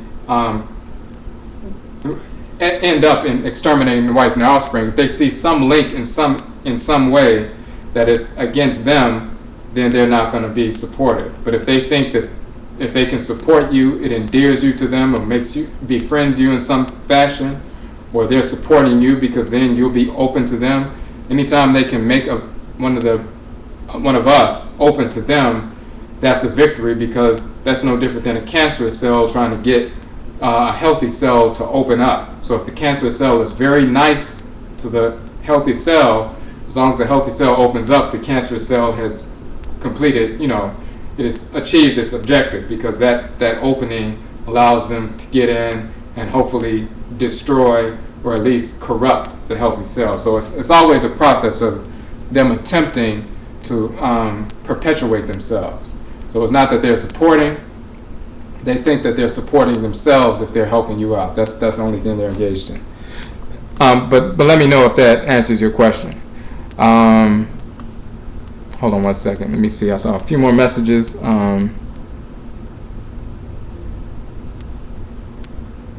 So it's not that you're necessarily drawing the people, unless there was something else going on, unless you were some way picked up on one of their, spirits that was connected to your aura, and they could feel that or something like that. But that may not be going on. More than likely, they're just doing what they typically do, which is, if somebody who was enslaved on a plantation, and one of the slave masters allowed them to purchase their freedom, and then showed them how to do it, and then showed them how to, once they got their papers, then they could move up north and, try to get a job and, live in a northern state. And people say, well, wow, they helped them get their freedom. They weren't helping them because they wanted to end slavery. They were sending one of their vassals up north, making them think they're free, but then they became a churchgoer. They brainwash other black people with church. They start telling other black people, hey, listen, you don't need to, plan an insurrection so we can kill all the whites and their offspring. Look at the one that I used to work for. He actually freed me, showed me how to get my papers, sent me up north, showed me how to get a job. Now I'm free. I'm going to church, and you can do the same thing. So don't be against the whites and their offspring, because all of them are not bad.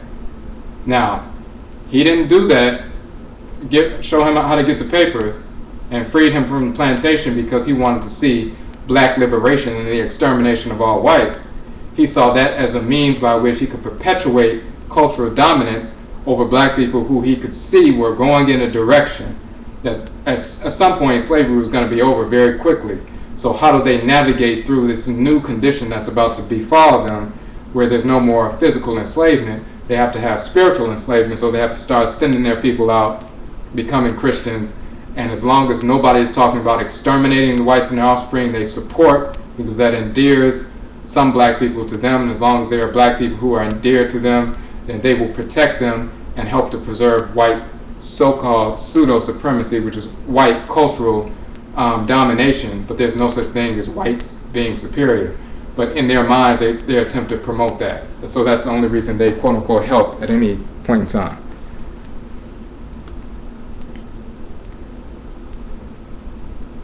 Okay, and let me know if that answers the question. Okay, so with regard to the last question about the zodiac sign, okay, there's a couple of things about the zodiac. So, of course, the first zodiac that you'll see, like for example in ancient Kemet, the zodiac of Dendera, which is a late period. The way it was structured, it was in the late period. It's still an accurate zodiac. We, of course, are the first people to establish, the zodiac and things like that. It wasn't the Babylonians, even though people in ancient Sumer were black people, but we're the first people in Afuraitkaitnit to deal with that and understand that. The zodiac that's used typically now, you see in the newspapers, the tropical zodiac. It's the vast majority, over 80% of the signs are inaccurate, the dates. And even with the sidereal zodiac, which is slightly different from the tropical, the majority of the dates on that is inaccurate as well, because of the miscalculation of the whites and their offspring a number of years ago. So they start everything on, for example, Aries beginning March 21st to April 21st, and then they have 12 constellations of 30 days each and so forth. A couple of thousand years ago, there were 12 constellations that crossed the ecliptic, which is the Earth's pathway around the sun. Because of the shift in the position of the Earth with respect to the sun and the constellations, the precessional movement, there are now 13 constellations that cross the ecliptic every year. The sun does not stay in the region of each one of these constellations. So first of all, so that already throws the tropical zodiac off because they only have 12 constellations of 30 days each. And then sidereal is the same way as 12 constellations of 30 days each around that period, but then they shift the dates slightly.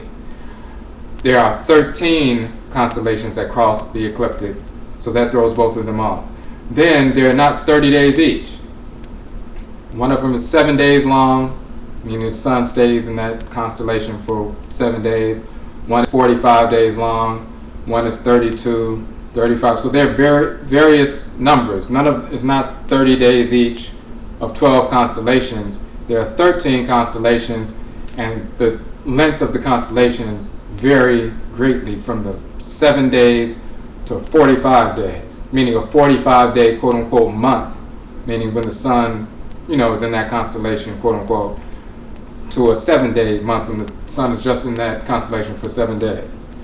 So if you look at the astronomical zodiac, you'll find that in comparison to the tropical zodiac, you'll find that about 89% or so of the dates in the tropical zodiac are off. So the vast majority of people who say, oh, I'm a Capricorn, I'm a Sagittarius, I'm this, I'm that, 89% of it is inaccurate. That's why they have such mixed results. Now, even when you get to an astronomical zodiac where you have the actual 13 constellations, the number of days is correct, then the abosom that govern those days, sometimes they have different meanings. They don't understand who's who. So, for example, they'll say Gemini is, the two twins, the two male twins. But in our culture, you would be talking about Shu and Tefnut, male and female balance in ancient Kemet. They'll talk about Ophiuchus, which is the 13th constellation, the serpent bearer. They talk about Asclepius, which is a corruption of Imhotep, the serpent bearer meaning the healer. So they would say, well, that's the serpent bearer, and they'll have, associations with that male figure. But Asclepius is a corruption of Imhotep from ancient Kemet. And Imhotep, of course, was the great physician, healer, priest, architect for the pharaoh, Djoser, or what they call Zoser or Joser, built the, established the blueprint for the step mid or step pyramid.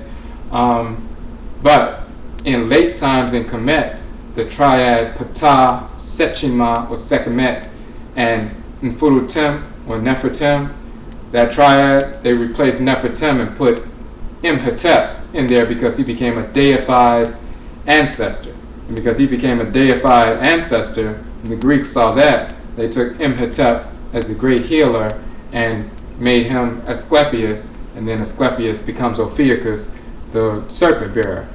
But Ptah, Setchima, Sekhmet, and Neferutim or Nefertim, the serpent bearer, the healer, is actually Setchima or Sekhmet. The goddess Sekhmet, she has a lioness.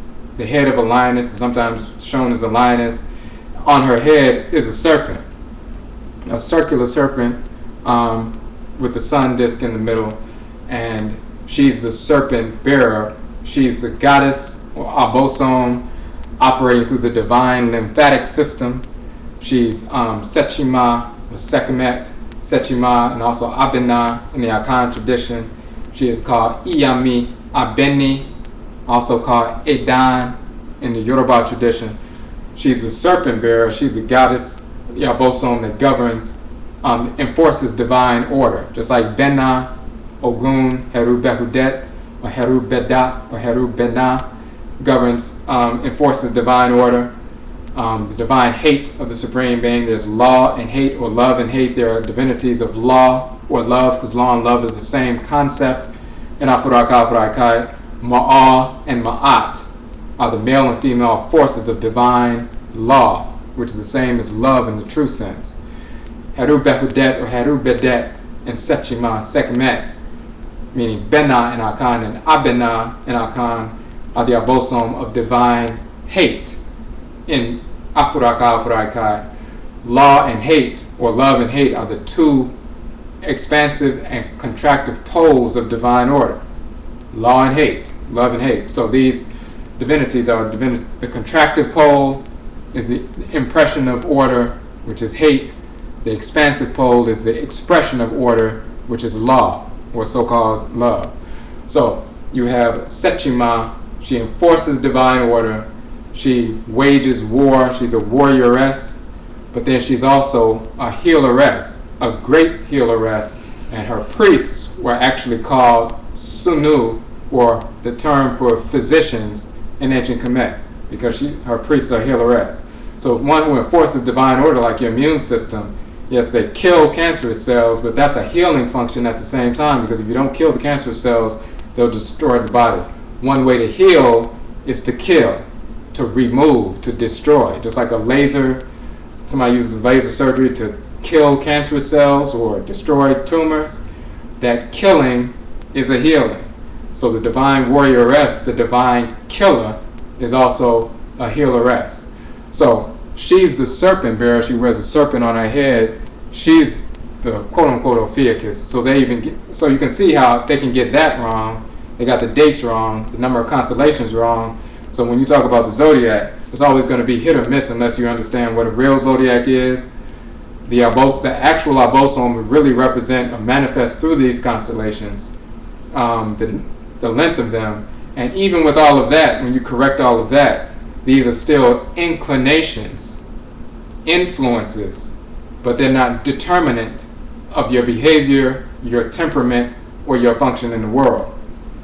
What is determinant is the abosom that was assigned to you before you incarnated into the world, that was assigned to you by Inyame wa Inyame, your Kra, and the patrilineal and matrilineal or patricircular and matricircular abosom that were assigned to you pre-incarnation, that you came into the world with. Once you come into the world with these abosom that color your spirit, but you're born under a certain constellation, that will give some nuance or influence upon the way you operate, but it's not determinate. The whites and their offspring focus on the zodiac because they don't have any deities who are assigned to them pre-incarnation, because they don't have a crop, and they don't go before Inyame wa Inyame. They are repelled by Inyame wa Inyame, just like the magnets we talked about. They're repelled by the abosom, all of the divine forces in nature, just like the organs repel cancerous cells, and they're repelled by the Nananoman Samanfo, the ancestresses and ancestors of Afuraka, Afuraitkaitnit. So they don't have any influences from real divinity. So the only thing they can look at is, the zodiac, and then they even get that wrong. Okay.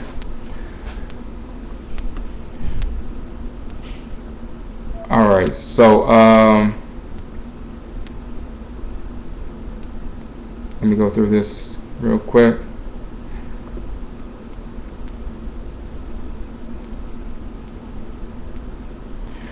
Okay, so you had a question. All right, hold on one second. Just want to make sure I got the question correct.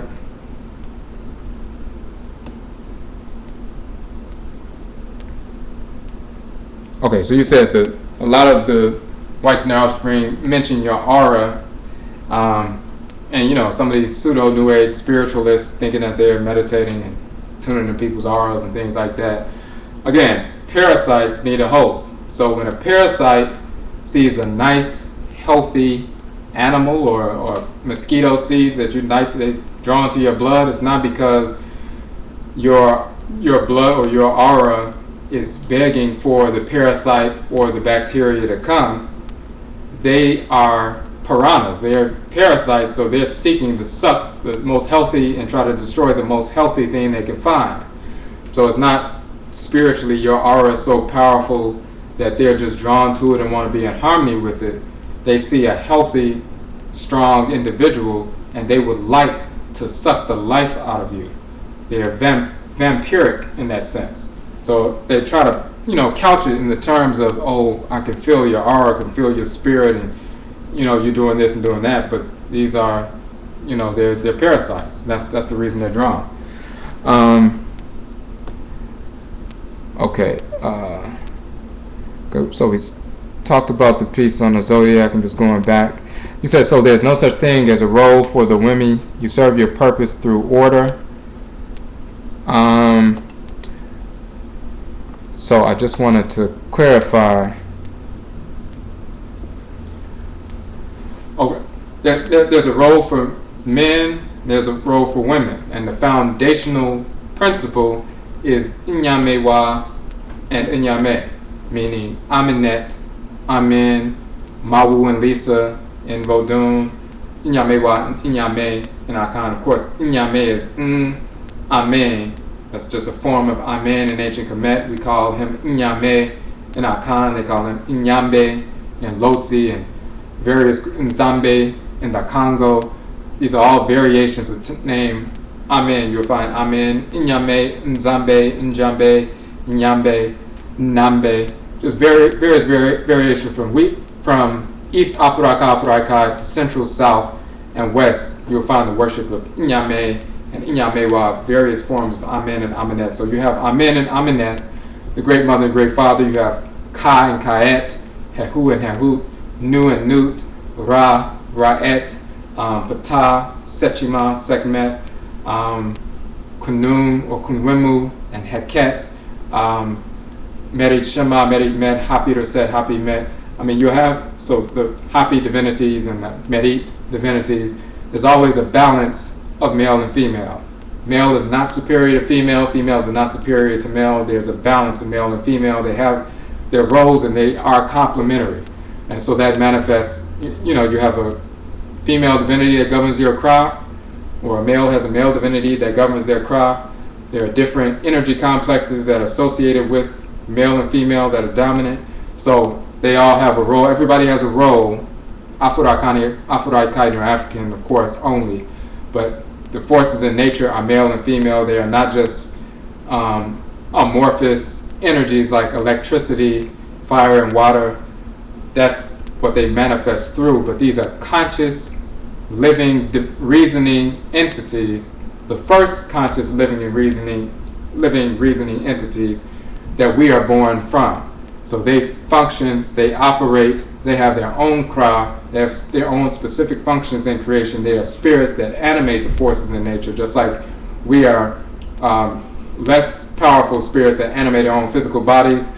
The spirit that animates the sun, the spirits that animate the sun, the Abosom that animate the oceans, the rivers, and so forth are conscious, living, reasoning entities that function only to serve the Great Mother and the Great Father, but they all have a role.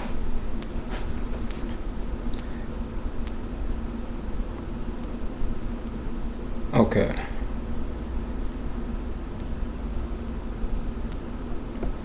All right, so it's 11:30, so we're gonna bring it to a close here, but if you have any more questions, let me just make sure I didn't miss anybody. I think I got to all of them. Okay, and may I say for everybody, thank you for everybody who came out to check out the webcast. Let me give you a couple links.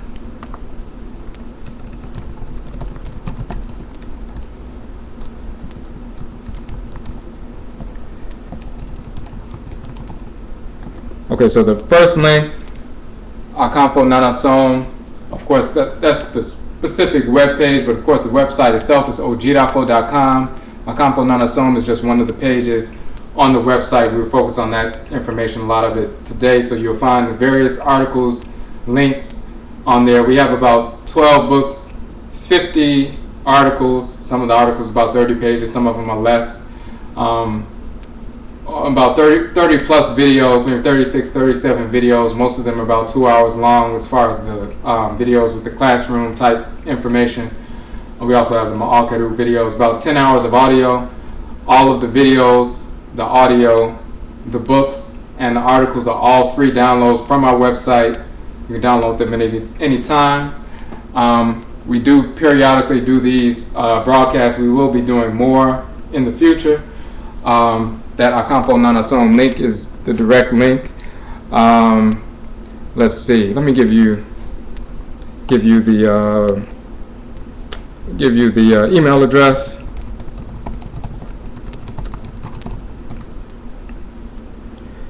So you can hit us up at Aakhuamuman, Amaruka, Atifi, which is Aakhuamuman at Odwirafo.com. if you have any questions about any of the material. And we also have, let's see.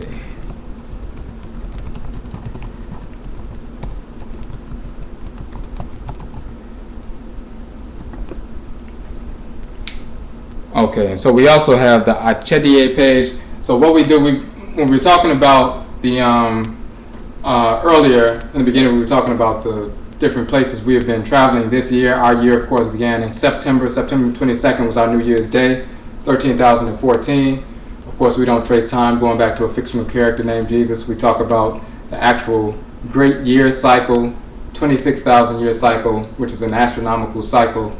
That's the time it takes for the sun's equinoctial point to move through all of the constellations, 26,000 years, and we're in the midst of that cycle, hence the years beginning with 13,000. We're in 13,014. So our year 13,014 began September 22nd. We've been going to different cities. We've been in Dallas, Houston, Wilmington, Delaware, Knoxville, Tennessee, Hartford, Connecticut, Philadelphia, Washington, D.C., Virginia, and we'll be coming to soon coming up to Atlanta, possibly Arizona, a number of different places coming up. When we have gone to these various cities, because of contributions from the community, we've been able to give out soft cover versions of our books for free, so everybody who came to the event received a free copy of the book. We print our own books on our own printers, in color, in-house. So when we receive contributions, we were able to give out the free books. So like when we were in Hartford, Connecticut last weekend, we were able to give out 40 free copies of the books to the people who came out. And made us say for people coming out, we were able to give out free books yesterday at our event in DC. And every event we've gone to and presented at since the beginning of our year, we've been able to give out free copies of the book because of contributions from the community. When we go do presentations in these different cities, we stipulate we do not charge for an admissions fee for people to come to our presentations. They're always free. They're always for Afurakani, Afuraitkaitnit people only. So the admission is free. People, because of contributions, we've been able to give away free books to everybody who came out. So far, we've given away, it's been about 270 books so far. In the past 2 months, we've been able to give away about 270 free copies of our books. Because of contributions. So the Achedie page, Achedie means gift or donation. So that's if you want to support our organization, support Aakhuamuman, Amaruka, Atifi, you can go to the Achedie link and make a contribution, Achedie via PayPal, and Medase, we appreciate that. So we can continue to give free presentations, assist people with our programs. We also have the Akumasa, which is substance abuse abstinence through ritual practice, Akumadan, which is domestic abuse neutralization. So we assist people who are going through, dealing with substance abuse to help them overcome that through the practice, through a ritual method, through ancestral religion, overcome that negative cycle of accepting domestic abuse, overcoming that whole negative energy, and putting yourself on a proper track through the same ritual method. So we have programs. We have the Obedima Afurakani Manhood. We have the book as well as presentations. We do those, and we also deal with Sankofa Juma, which is dealing with behavioral health through introducing culture. The Ptah Sasatim is also a curriculum for youth as well as adults, a 7-stage curriculum. We have the free book with that. We have a 2-hour video, but it's also a training we give for free. So we have programs, but then we also have publications, and then we also have, we do presentations to clarify what are in the publications and the programs. We also assist people when they have questions about establishing ancestral shrines and things like that. So all of our services and publications are free if you want to assist the organization. That's what the Achedie page is for. And Yedase, we thank you for your contribution and all the contributions that people have made up to this point, which have allowed us to not only travel to these areas and give free presentations, but also to be able to give the free books in addition to the free PDF books, which are always free, all the downloads, but to be able to hand the free copies of the book that can circulate in the community is a benefit for the community. So Yedase, we thank everyone who has contributed to us and everybody who will. And we will update you through Afuraitkaitnit.ning.com and our Facebook page. We have an AKANFO NANASOM group on Facebook. You'll see updates there. We will be updating our schedule about the upcoming events in whatever cities we'll be in. You can contact us if you want us to come to your city. Our process is we do not charge a speaker's fee to do events. We ask that people cover the travel expense, but we don't charge a speaker's fee. So you can contact us via Aakhuamuman at Odwirafo.com if you're interested in us coming out to do a presentation or a training in your area. So again, may I say, I just want to check to make sure I didn't miss anything. Hold on one second. Let me make sure. Okay, so you say your sister just posted how she needs Jesus on Facebook for the 100th time, 1000th time. All right. Yeah, just, send it a kuku tum tum or maybe the Odwirafo. That might check her out a little bit. And for people who know what we're talking about, it's on the website. Okay, so substance abuse link. Just when you go to the website, Odwirafo.com, just type in, or you can type this in the. Hold on one second.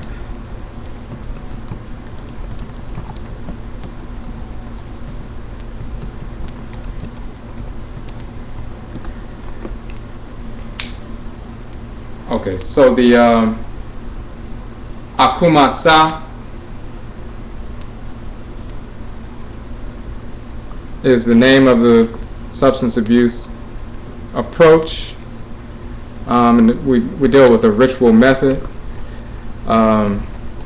And it's actually, when you go to Odwirafo.com and you scroll down through the introduction, you'll also see you'll see all the various links. It says our services and publications. Aakhuamuman and Aakhuamuman that link is near the bottom, but that's the direct link, and you can get to it that way.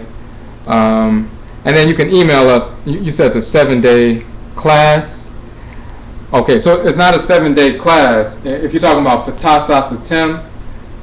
the 7-tiered structure or program, you can download the 2-hour and 20-minute video on Ptah as well as the Ptah book and the book Mate Masei, which goes along with the program. You can go through, we go through the entire book and how to implement the 7-stage program.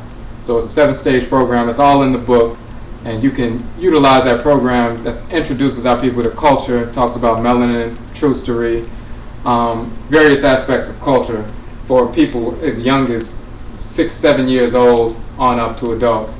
It's a way to inform yourself as well as inform people you're working with. You can do 7 40-minute sessions, or you can do 7 days or whatever it is, but it's a 7-stage program, 7 different basic lessons that are designed to be implemented in 40-minute sessions. But the video goes into detail on how to implement the whole process, and you have a book as well. So that is, the name of that is Ptah. But we do a training on that as well.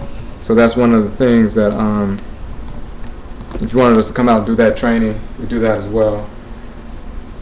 So it's Ptah. So when you go to the website, you can find the Ptah link, and all of the information, including the training video, is there to download from the website. All right. So again, Yedase, we thank you for tuning in to this special question and answer session. This is the first one that we have done that was just specifically questions and answers. So we'll do them again as needed. But just hit us up in the email, hit us up on our Afuraitkaitnit.ning.com or Facebook, and we will be updating our site on a continuous basis. All right, may I say. See you next time.